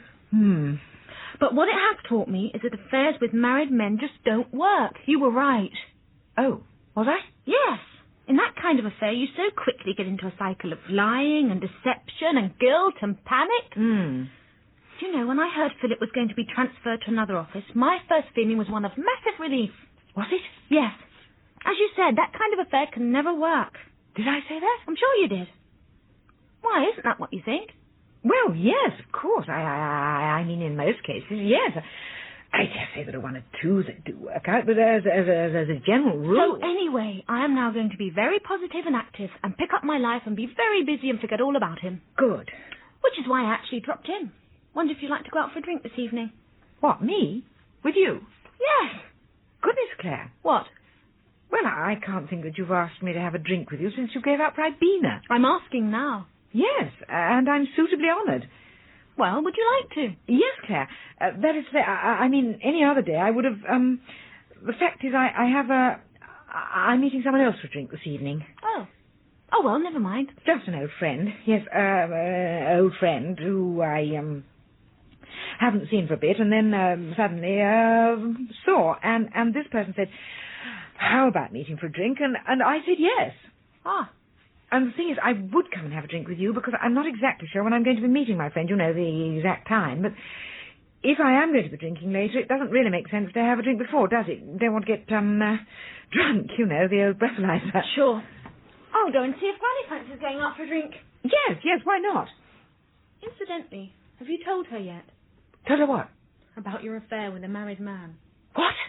Oh, come on, you remember. Granny got hold of the wrong end of the stick and thought it was you who was having an affair with Philip. Oh, yes. Huh. Well, now neither of us is. It doesn't matter if you tell her the truth. Except that she'll start thinking badly of you. But maybe it'll stop her thinking badly of you. Oh, I don't think anything will stop that. The idea that I'm having an affair with a married man only confirms the gloomy prognosis she made for me at my birth. Well, if you do want to tell her, I don't mind. All right, I'll see. If the right moment comes up. Oh, there's the telephone. Yes. Aren't you going to answer it? Yes, of course. Look, why don't you go up and see if Granny does want to go out for a drink? Yes, I was about to, but... Hello? Oh, hello, Russell. Nice of you to call, Russell. How are you, Russell? It's Russell. Ah. So, if you'd just like to go and see Granny... Yes, all right. See you, Mummy. Hello. Sorry about that, James. Oh, he's just a friend. My boss, actually. No, goodness me, no, there's nothing like that about our relationship. He's not, Yes, what? Oh, is she? All right, phone back as soon as you can.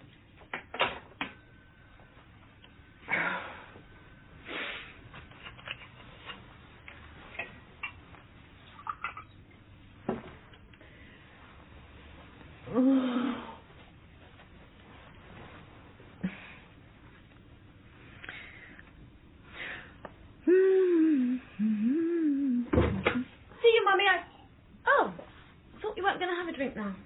You know, the old breathalyzer. Oh. No, I wasn't. But, well, I changed my mind. You are still going out later? Yes, later. Oh, there you are, Clare. Hello, Sarah. Hello, Mother. I'm just going out for a drink with Clare. Yes, so I gather. Have a good time. Thank you.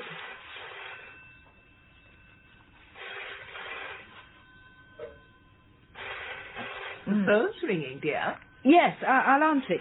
I just thought, since you were about to go... I'm just doing up my scarf, dear. Yes. Hello? I think you must have a wrong number. Why don't you try redialing in a couple of minutes? Goodbye. Wrong number. You didn't say your number. No, but whoever it was, must have not recognized my voice. I see. Strange to tell someone to redial. Why? In a couple of minutes. Oh, I don't know.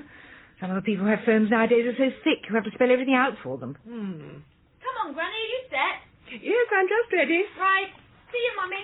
If you're sure you don't want to... No, sweet of you, but no. See you later, Sarah, dear. Yes, sure. Have a good evening, Sarah. Thank you, Mother, and you.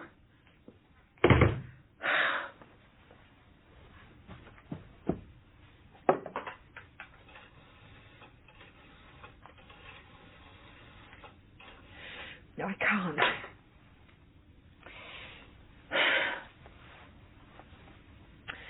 Oh, ring, Danny, ring.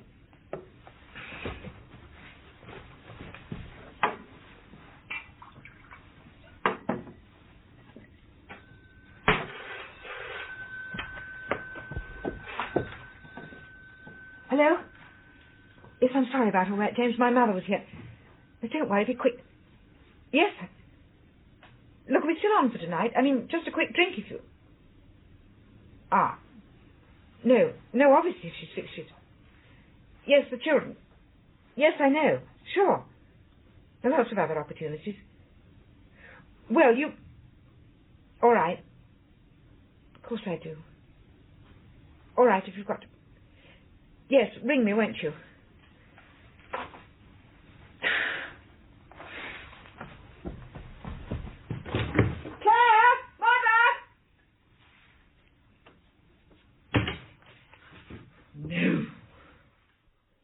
No, Granny, I think you're being terribly unfair to Mummy. You always think the worst of her. Now, Clare, dear, you must admit that I've known your mother longer than you have. All right, I can't argue with that. So I do know her better than you do. Now, that I can argue with. Oh, come on.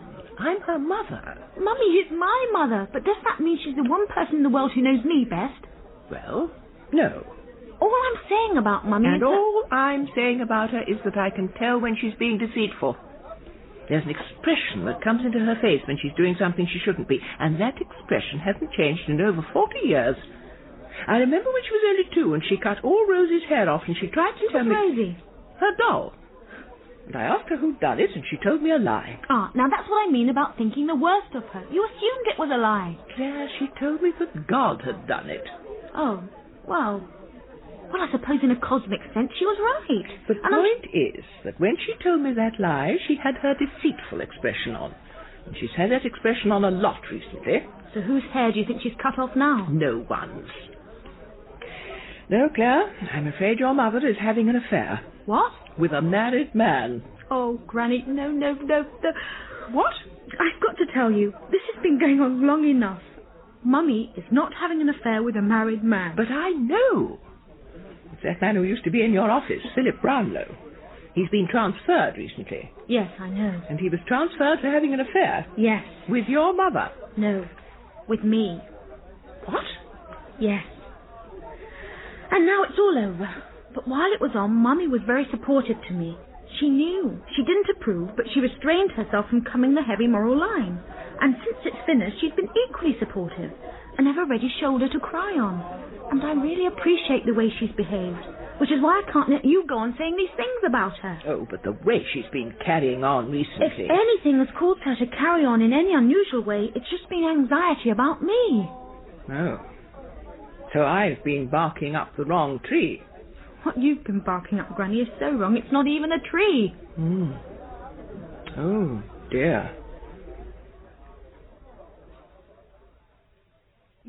Yes, all right, I can make it, yes. We'll meet there. 6:30. So will I. Fine. Bye. Sorry, Russell, that was just someone, I'm sorry. Why are you apologising? Well, you know, taking personal calls while I'm meant to be at work. While I am at work. Now, come on, we must get this women's study section organised. Sarah, have I ever objected to your taking personal calls at work? No, but... So that's presumably not what you're apologising for? No, the thing is, you know, that person, the person who rang is just, you know, just someone who, What? Rang about double glazing? Yes. No. Sarah, you don't have to lie to me. But I'm not your mother. I'm not your daughter. There's no percentage in lying to me. No. I mean, I should tell you the truth. I don't mean anything. You don't have to tell me anything. No. I just find it mildly embarrassing to see you going through these paroxysms of deception when there's no need. Yes, sorry. Do they really look like paroxysms of deception? Afraid so. Guilty as hell. Oh, dear. Well, perhaps I should tell you. Well, you don't have to, I mean it. I'm not prying. Things you want to talk about, talk about. Things you don't want to talk about, don't talk about. Yes. I think it'd probably be better if I didn't talk about it. Fine.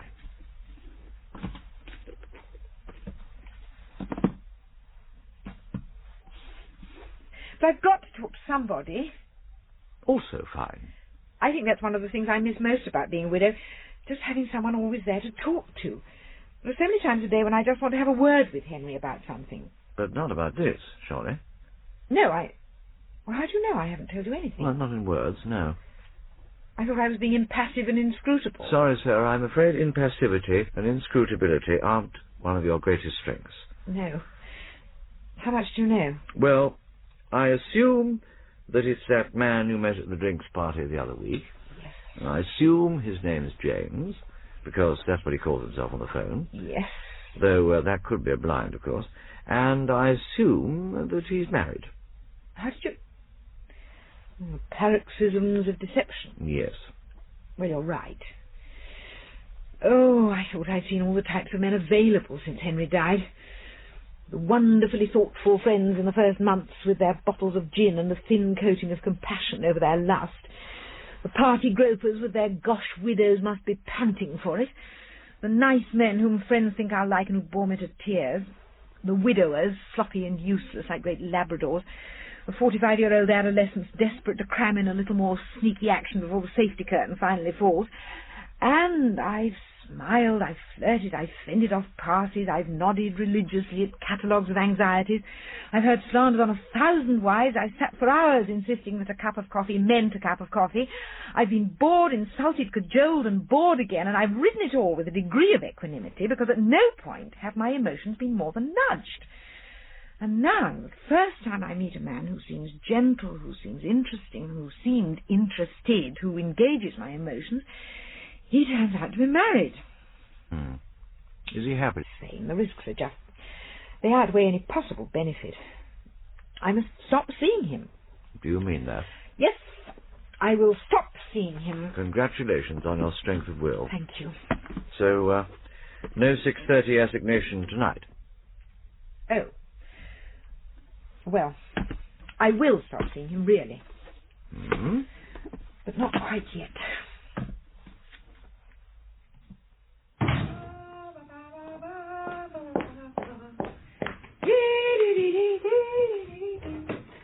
Good evening, dear. Ah, Mother. I thought you'd be upstairs in your own flat. I wanted to see you before I went to bed, dear. Oh, well, look, I'm sorry, but I wish you wouldn't just amble into my part of the house whenever you feel like it. I mean, the whole point of our domestic arrangements is that you and Clare and I each have our own territory so that we can get a bit of privacy. But I wanted to catch you tonight because I wanted to have a word about your private life.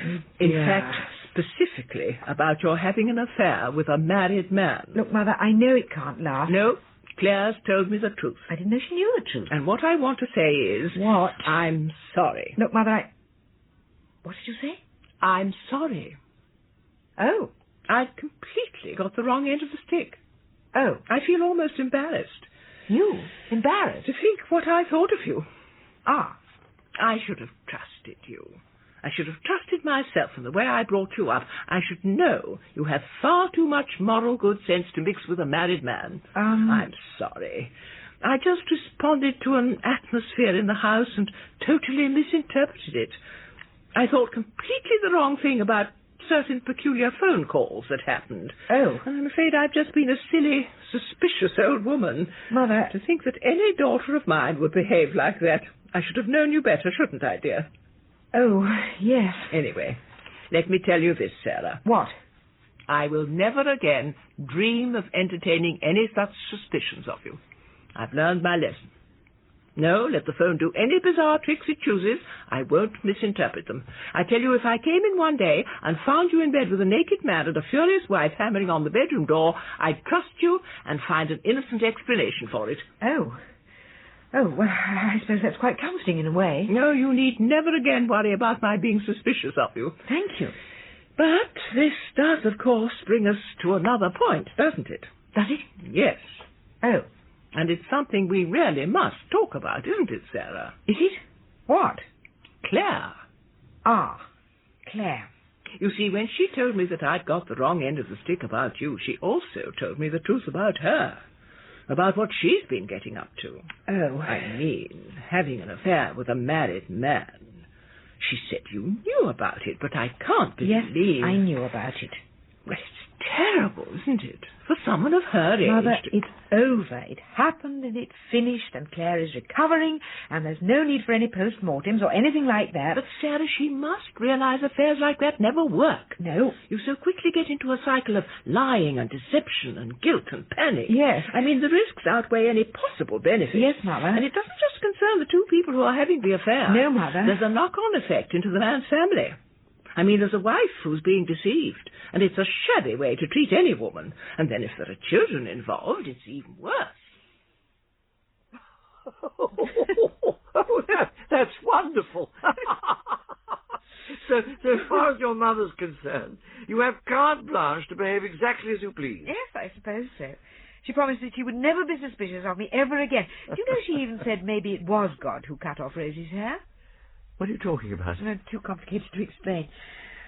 So, anyway... The affair can continue with your mother's blessing. It's not easy. No. But it is still going on. I keep intending to stop seeing him, but James is just nice. Good company, interesting. I mean, he's very keen on books. Collects boys' adventure stories, you know, Captain Marriott, Henty, that lot. Oh, that's a boom area. Yes, you'd like him. You'd have lots to talk about. But there's no way I can introduce you. No, I can't see an elegant foursome with him and his wife. Or an elegant fivesome, if we included Bob. No, that's what's so depressing. It seems such a pity. If it makes you happy. That's the last thing it does.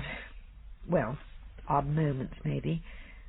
It's funny, because loving someone else should make you love yourself. But at the moment I seem to spend most of the time hating myself. When you come to hate yourself all of the time... Then it will end. I know it's got to end, but... Oh, I just feel so emotionally weak since Henry died, so susceptible. I need someone. Vulnerable little widow woman. Presumably that's part of your attraction for James. What do you mean? No Henry on the scene to find out and come round with a horsewhip. Oh, I do feel terrible. I'm sorry, Ross. I shouldn't keep talking to you about it.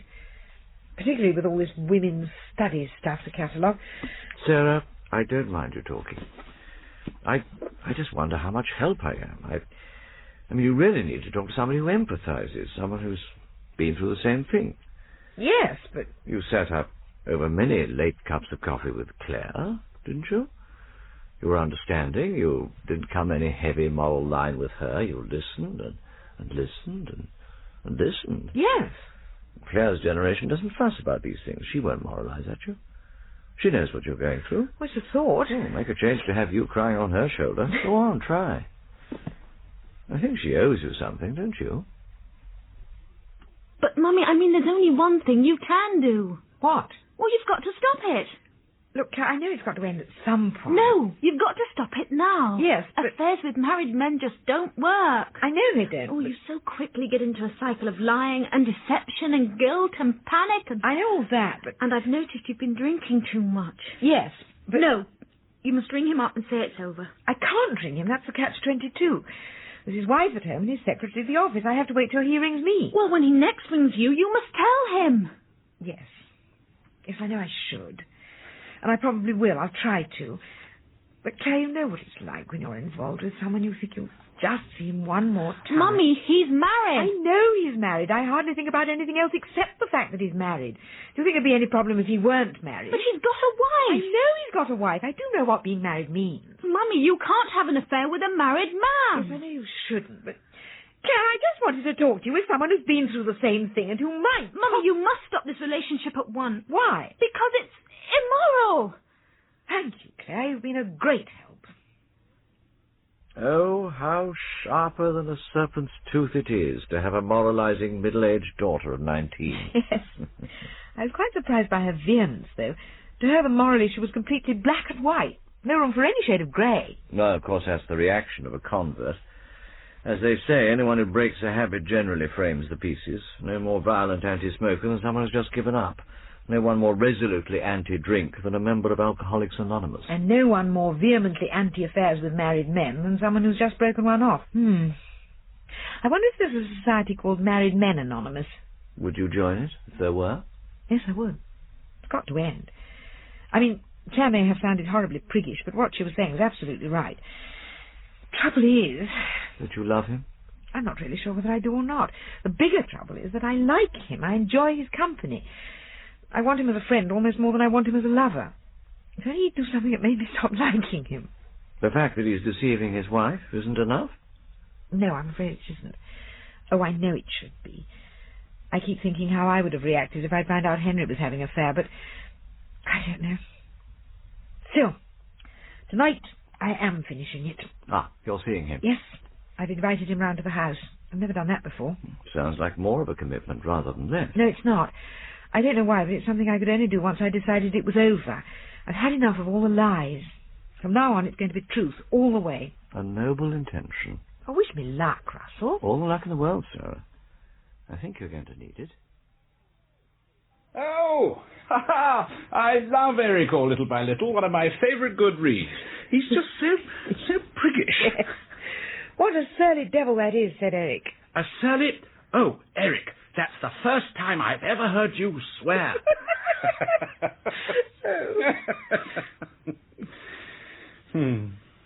It's strange, you know, Sarah, seeing you in your own environment. Yes. There are a lot of things we don't know about each other, James. A lot of things we don't have in common. And some we do. Would you like a drink? Oh, thanks.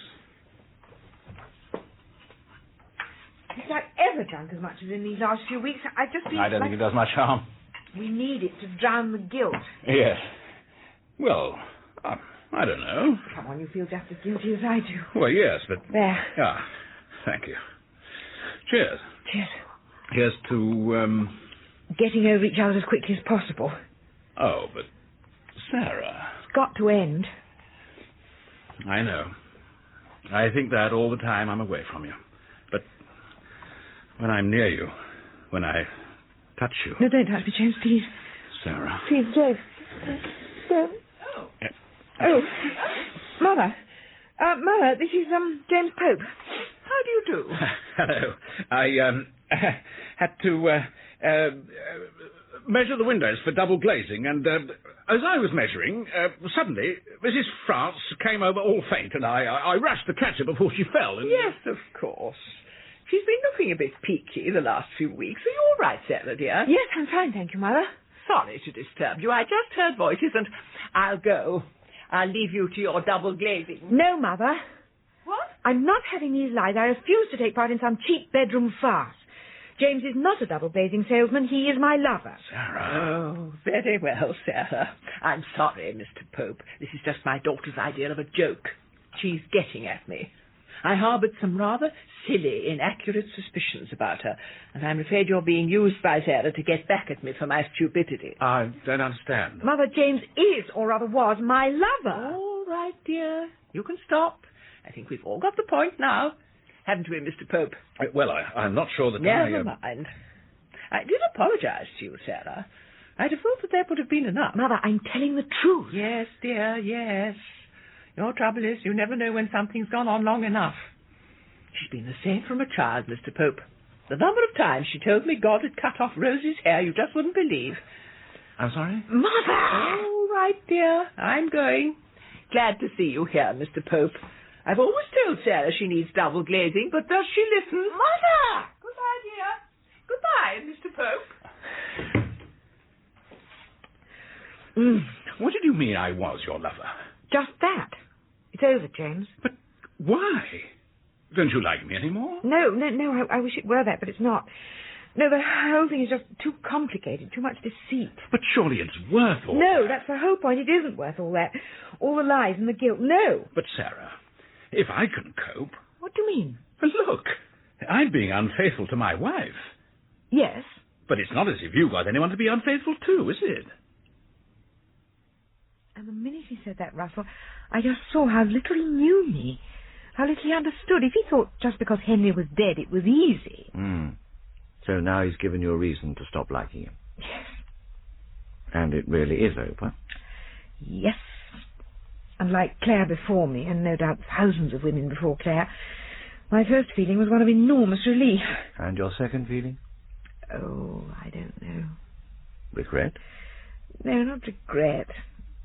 Just more relief, really, that his wife never found out. And that the relationship didn't go the distance. It could never have gone the distance. No. And that was part of its appeal. What do you mean? Well, you aren't ready for anything that could go the distance, yes, are you? Nope. Still too much Henry in your life. Yes, damn it. Russell, I really think we should stop talking and start reorganising this women's studies section. All right, Sarah. Ready when you are.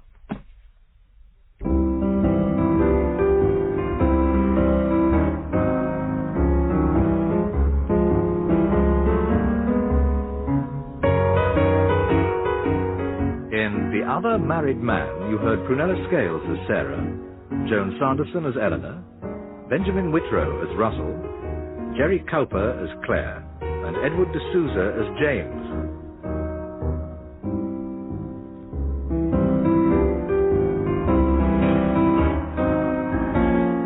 After Henry was written by Simon Brett and produced by Pete Atkin.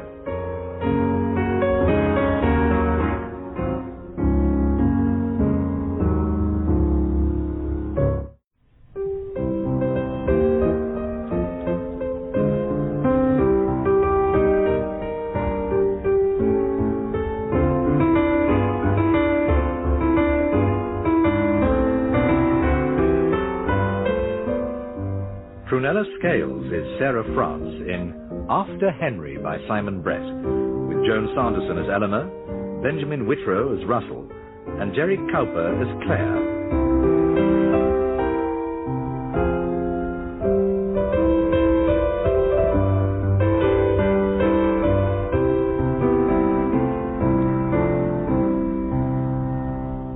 The Teapot. There, Mama. How do you think that looks? Well, could you just try it over the other side? Right.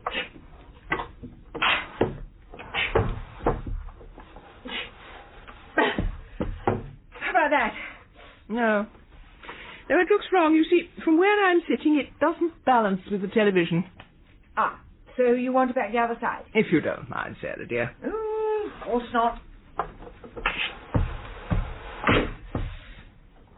There. All right now? There's still something not quite as it should be. I think it's that bookcase. Oh, so you want the bookcase moved as well as the dresser, do you? No, I was wondering if I could just get rid of it. It's not a very beautiful piece of furniture, is it? No, but you've got to put the books somewhere. Oh, I don't care about the books. They were your father's old detective stories and things like that rubbish. I've got all my books in the bedroom. Oh. No, I think I should just chuck it out. The bookcase? Yes, and the books. You can't chuck the books out. Why not? Well, they're books. Thank you, Sarah. I may not be as young as I was, but I still know what a book looks like. No, I just mean it seems a pity Since you've been working in that bookshop, you've got horribly sentimental about books. You treat them like people treat pets. You know how I feel about people who get silly over animals. Yes, Mother, you have told me a few times. But I just like books, that's all. And since Russell's taught me a bit about them, I like them even more. In that case, you can have a lot. Oh, but Mother, surely you want to check through them. I mean, there must be some that have sentimental value because of Daddy. None of them has any sentimental value, Sarah. Rather the reverse. Your father regarded a book as simply something to bury his head in when I wanted to talk to him. Oh. Well, if you really don't want them, I'd be delighted to have the lot. I never want to see any of them again. You can take the bookcase, too. Thank you, if you're sure you don't want it. Absolutely certain. Then, you see, I could put my nest of tables over where the bookcase is. Yes, that would look a lot better. Could you just try that, dear? Move the bookcase. Please. I'll try.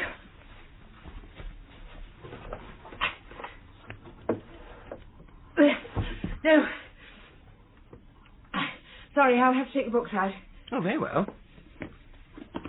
Now, with that moved, and the nest of tables there, down in the corner would be an ideal place for... Yes. For what? Oh, just something I... You know, I went to see Vera Poling yesterday. Yes? At the Sycamores. It's very elegant, you know. Not at all the traditional image of an eventide home. Oh? No, they don't lack for anything. Vera and I watched a charming film on Golden Pond. I don't know if you've seen it. No, I haven't actually, but I hear it's very good if you like that sort of thing. Yes. Such a convenience, of course, for elderly people to be able to watch films whenever they choose. Yes, well, I imagine it must be. Oh, I see, Mother. What you're thinking would go well in the corner over there is a video recorder. Is that what they're called? Those machines that... Yes. And then you'll be able to watch on Golden Pond whenever you felt like it. Oh, not just on Golden Pond. There are plenty of other films I'd like to see. Like Rambo, for instance. Oh, no, dear. I don't like Walt Disney. Walt Disney? Isn't Rambo the one about the fawn? That's Bambi, Mother. No, Rambo's a bit different. It's very violent, about a man in Vietnam shooting virtually everyone he meets. Oh, dear. Why? Not sure that it's very strong on motivation. Or dialogue. Or anything except violence, come to that. Oh. Look, Mother, I wish I could afford to buy you or rent you a video, but I'm afraid at the moment things are a bit tight. Oh, goodness me, I wasn't suggesting that. No. No, I wish I could find the money myself, but on a pension.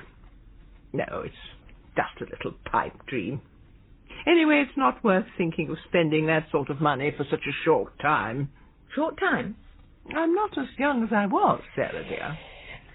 Well, haven't you got something you could sell, Mother? I mean, if you really want this video? Oh, dear, no. I haven't got anything of value. Well, except your great-great-grandfather's Georgian teapot. Oh, that thing? But I couldn't sell that. Why not? Well, I've left that to you in my will. Oh. Well, I don't mind. Sell it.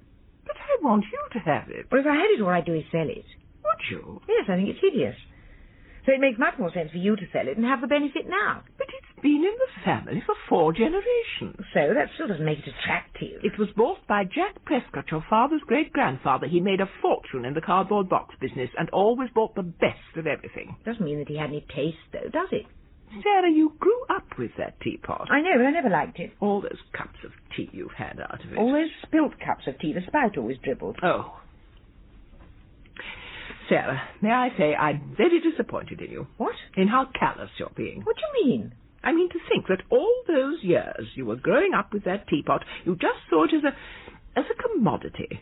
Something to be bought and sold. No, Mother. All those years I was growing up with that teapot, I always thought it was hideous, and I didn't realise that you were planning to bequeath it to me. Now, I do know. All I'm saying is don't bother, sell it now and buy yourself a video. So that's what you think I should do? Yes. Why, what do you think you should do? I think, Sarah, that I should change my will. And I assume, being Eleanor, she's playing up the whole drama for everything it's worth. You bet. Every subject somehow leads back to the will. But what makes it pathetic, Russell, is that she really hasn't got anything much to leave. She's not very well off. Just a few bits of furniture and oddments of jewellery. But to hear her talk, you'd think she was Paul Getty or Howard Hughes. So you're going to be cut off without a penny, are you? I don't think it'll be as bad as that. But I may be cut off without a teapot. And I keep telling her I don't mind. I don't want the bloody teapot. I'd much rather she sold it and used the money. But will she listen? That's what my old Latin master would call a question expecting the answer no. Isn't it? Yes. Right, no. Thank you. But like everything else with my mother, this will is becoming a major issue. I'll have to talk to my solicitors, she said this morning. I do want all the loose ends tied up. I don't want to be a bother once I've gone.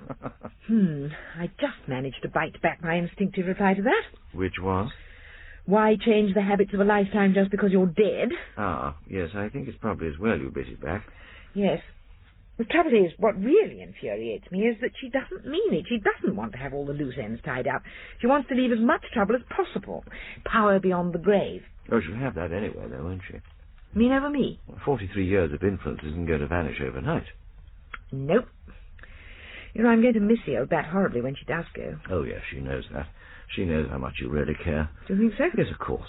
Otherwise she wouldn't bother with all this manipulation, would she? I suppose not. Have you made a will? Yes, after Henry died.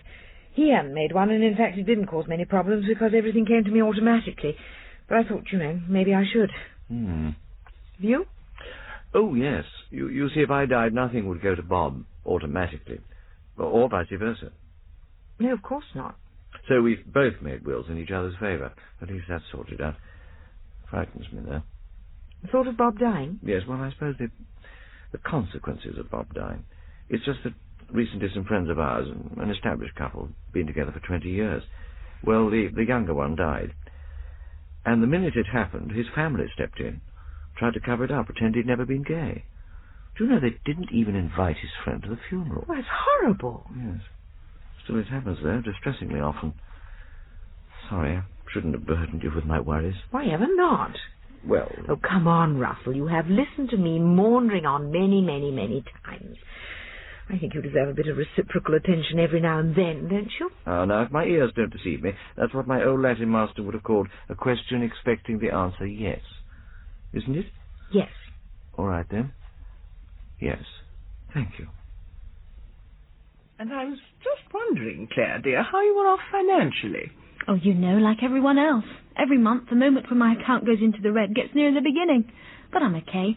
Even managed to save a bit, actually. Shove it into the old building society account. Oh? What are you saving for? Deposit for a place of my own. Can't stay here forever. No.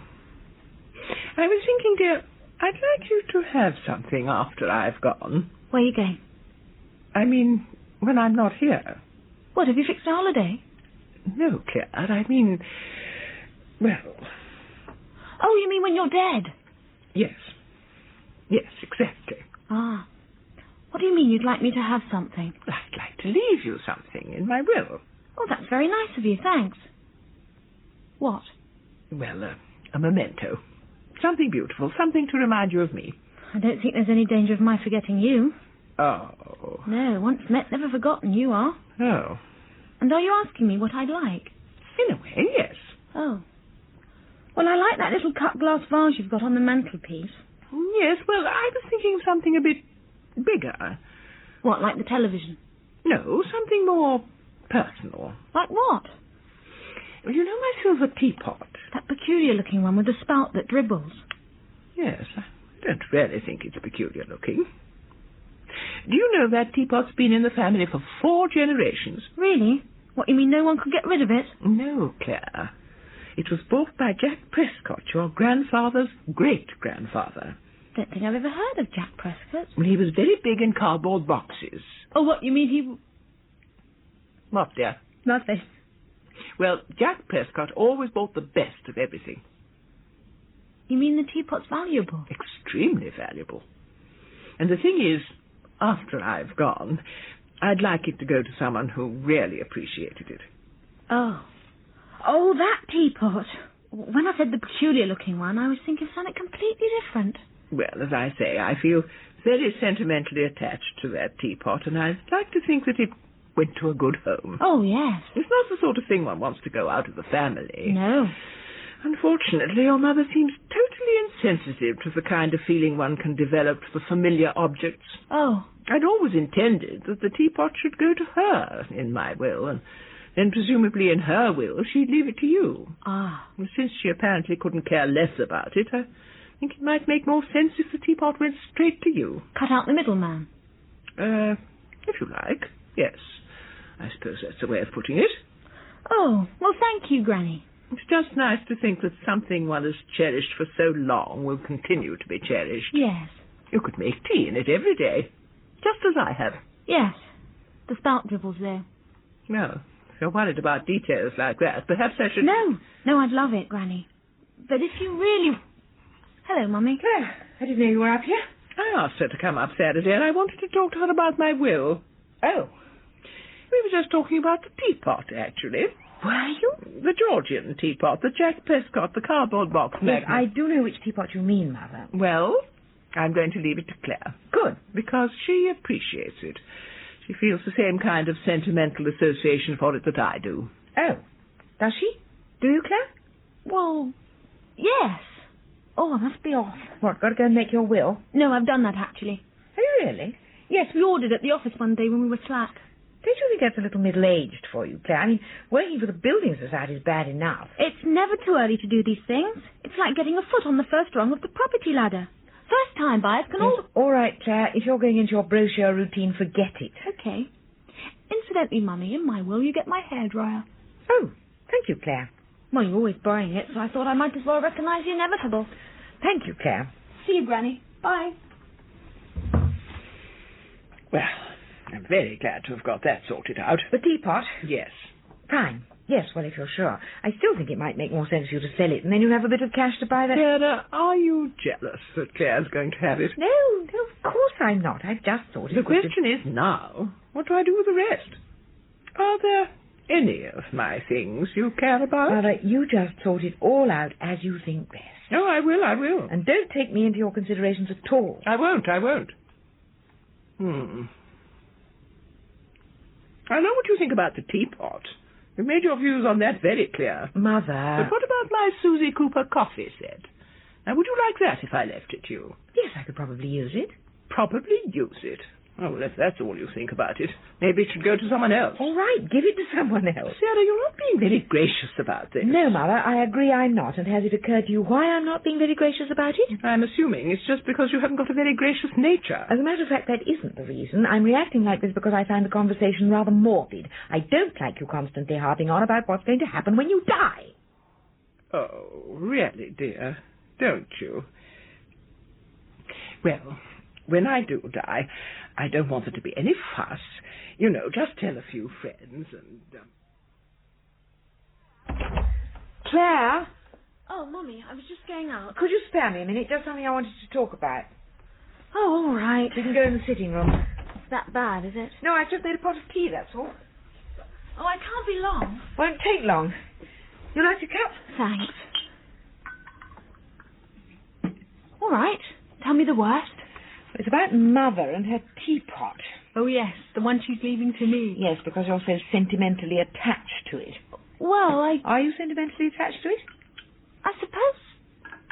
Well, it's been in the family a long time. Doesn't answer my question. Here. No. Well, I just think if it gives her pleasure to leave it to me, then fine.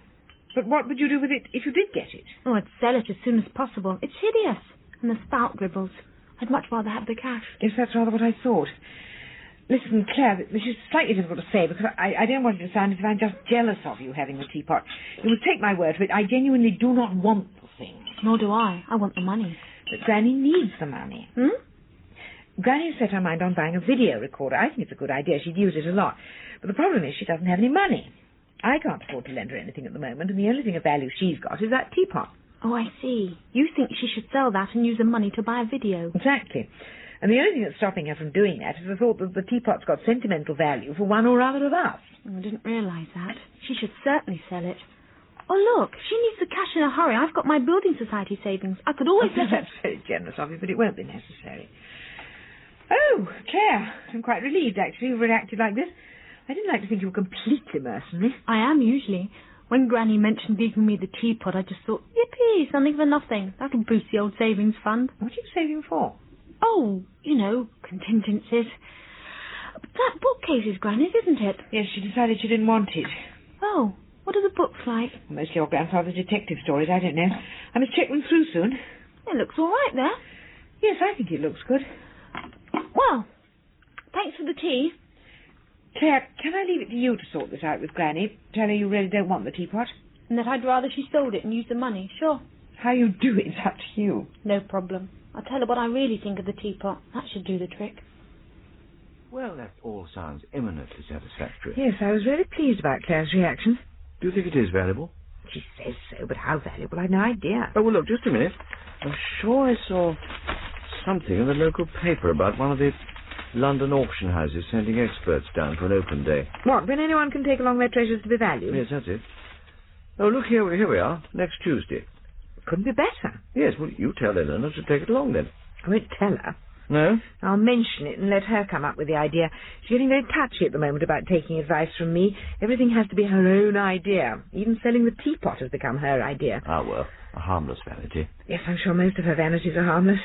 Doesn't make them any less exhausting for me, though. No. Anyway, at least she's no longer going on about changing her will all the time. True, we've had less talk of my solicitors in the last couple of days. Mind you, I think we're about to start a lot of talk about my auctioneers.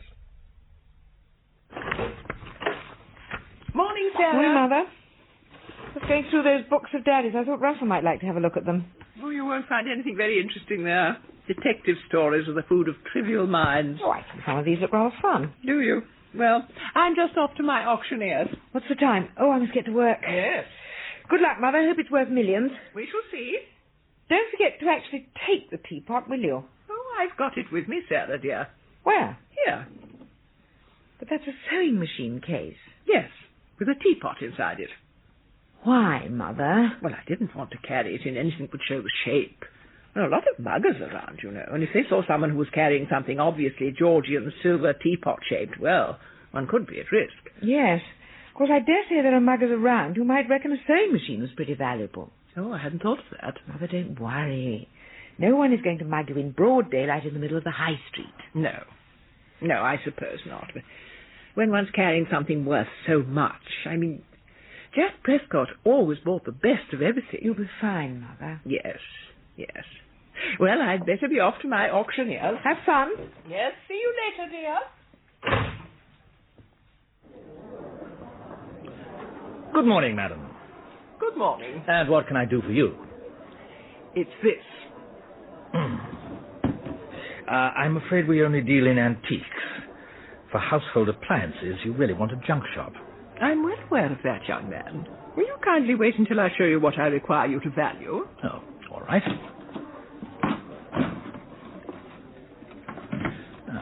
It's a teapot. Yes, madam. I have been in this business long enough to recognize that. Let's have a look at it, then. Are your hands clean? Madam, I am used to handling antiques. Maybe, but this is not just an ordinary antique. It's very valuable. That's for me to decide, isn't it? You may take my word for it. It's very valuable, I know. If you know, why have you brought it to me? Because I want to know how valuable it is. May I have a look? Certainly.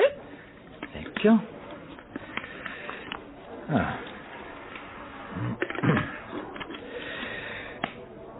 Well, it's reproduction. I beg your pardon? It's reproduction. Young man, that teapot has been in my late husband's family for 3 generations. It was bought by his grandfather, Jack Prescott, the cardboard box magnate. Oh, well, he bought a reproduction. Jack Prescott always bought the best of everything. Maybe this was the best reproduction he could find. Are you telling me that this is not a Georgian silver teapot? I am. I am telling you it is a Victorian silver-plated teapot. Oh. Presumably, of course. This would enable you only to pay me for a Victorian silver-plated teapot, and then get the price at auction of a Georgian silver teapot. Madam, under no circumstances would our company be guilty of such a practice. No. I don't suppose the possibility has occurred to you that you could be robbed. Madam, I have been in the antiques trade for over 20 years. Richard II ruled England for over 20 years. It didn't mean he was any good at it. If you're going to be offensive. All right. Now, just supposing for a moment that your opinion of this piece was correct, what sort of price would we be talking about when you came to auction it? There is no possibility, madam, that we would put such an unremarkable item into one of our auctions. Oh. Well, if you were really set on getting rid of it, though, I suppose a junk shop might offer you a £5. A £5? Yes. Oh, well, I don't know, though. That would be, of course, if it were in perfect condition. The spout looks a bit bent. I should think that dribbles, doesn't it? Dribbles? Yes, dribbles. Doesn't it? Certainly not. No, I'm afraid most of them are pretty uninteresting. Well, I don't mean uninteresting, they're just not worth anything very much. Never mind, it doesn't matter. Detective fiction's pretty specialised market, but, well, none of these are firsts. What about this one? I can't really understand why Daddy had it. It isn't a detective story. Let's have a look. Victorian Annual, isn't it? Yes. Why Daddy should have hung on to... Hello, Sarah. Russell? Hope you don't mind my dropping in. Oh, lovely to see you, Eleanor. I was just passing. Did you see your auctioneers? Oh, yes, yes. How much is it worth? Well... It is valuable, isn't it? Oh, yes, certainly, of course. So how much are you going to get for it? Do you know, dear, it hardly matters, because just at the moment the young man was telling me its value, I suddenly realized how much it meant to me. I've used that teapot every day since my wedding, and the fact that it's very valuable just doesn't come into it. I can't get rid of that teapot, you know. It means too much to me. Oh. So, I'll go back to my original plan. I know you don't feel anything for it, but I'll still leave it to you in my will. Then, when I'm gone, if you want to sell it, well, that's up to you. Get what you can for it. I won't be around to be hurt. You know, what the eye does not see, the heart does not grieve over. Of course, Mother. Well, that's very generous of you. Oh, no, Anyway, I must go. I've got some shopping to do, but I thought I'd better tell you, since it was your idea to sell the thing in the first place. I thought that was your idea. Oh, no, yours, dear. Oh. See you later, Sarah. Goodbye, Russell. Goodbye, Eleanor. Poor old dear, she obviously really cares about that teapot. No, you can't blame her. When you've had something that long, it must be hard to get rid of it. Rubbish. What? It's not worth anything. What? After 43 years, I know my mother pretty well, Russell. The auctioneers told her it was worthless. Are you sure? Absolutely positive. I can spot her saving face at 500 yards. Oh, dear, so no video for her. She didn't possess anything valuable after all. You, on the other hand, do possess something extremely valuable. What are you talking about? This book is the 1887 edition of Beaton's Christmas Annual. So? It contains a story called A Study in Scarlet. Sherlock Holmes? Right. There we are. The first printing anywhere of a Sherlock Holmes story. Does that make it valuable? Oh, I'll say, Sherlockians all over the world give their eye teeth for this. Really? What sort of money are you talking about? Well, I'll have to check, but, well over 1,000 anyway. Good heavens. It's all installed, Mummy. Good, in working order? Oh, yes. Granny's as pleased as punch. Good. She's watching it now. I didn't know she got any cassettes. Oh, she asked me to get her something from the video shop on the way home. What did she want, on Golden Pond? No, Rambo. Ah, should have guessed. It was very kind of you to give her that book back. Oh, nonsense, obvious thing to do. She didn't know it was valuable. She says she did. She would. She's never admitted to not knowing anything in her life. She did say something else, too. What? She said she'd have to get on to her solicitors. Oh, no, she's not starting all that again. Why? Well, she says she's got to change her will. How? It's obvious. She's got to decide who she's going to leave the video to now, hasn't she? Oh, give me patience.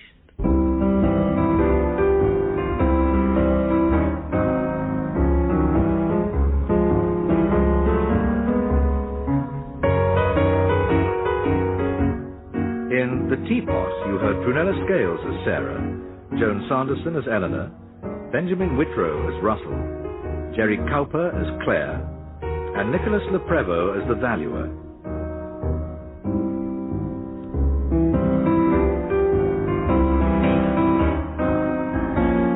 After Henry was written by Simon Brett and produced by Pete Atkin.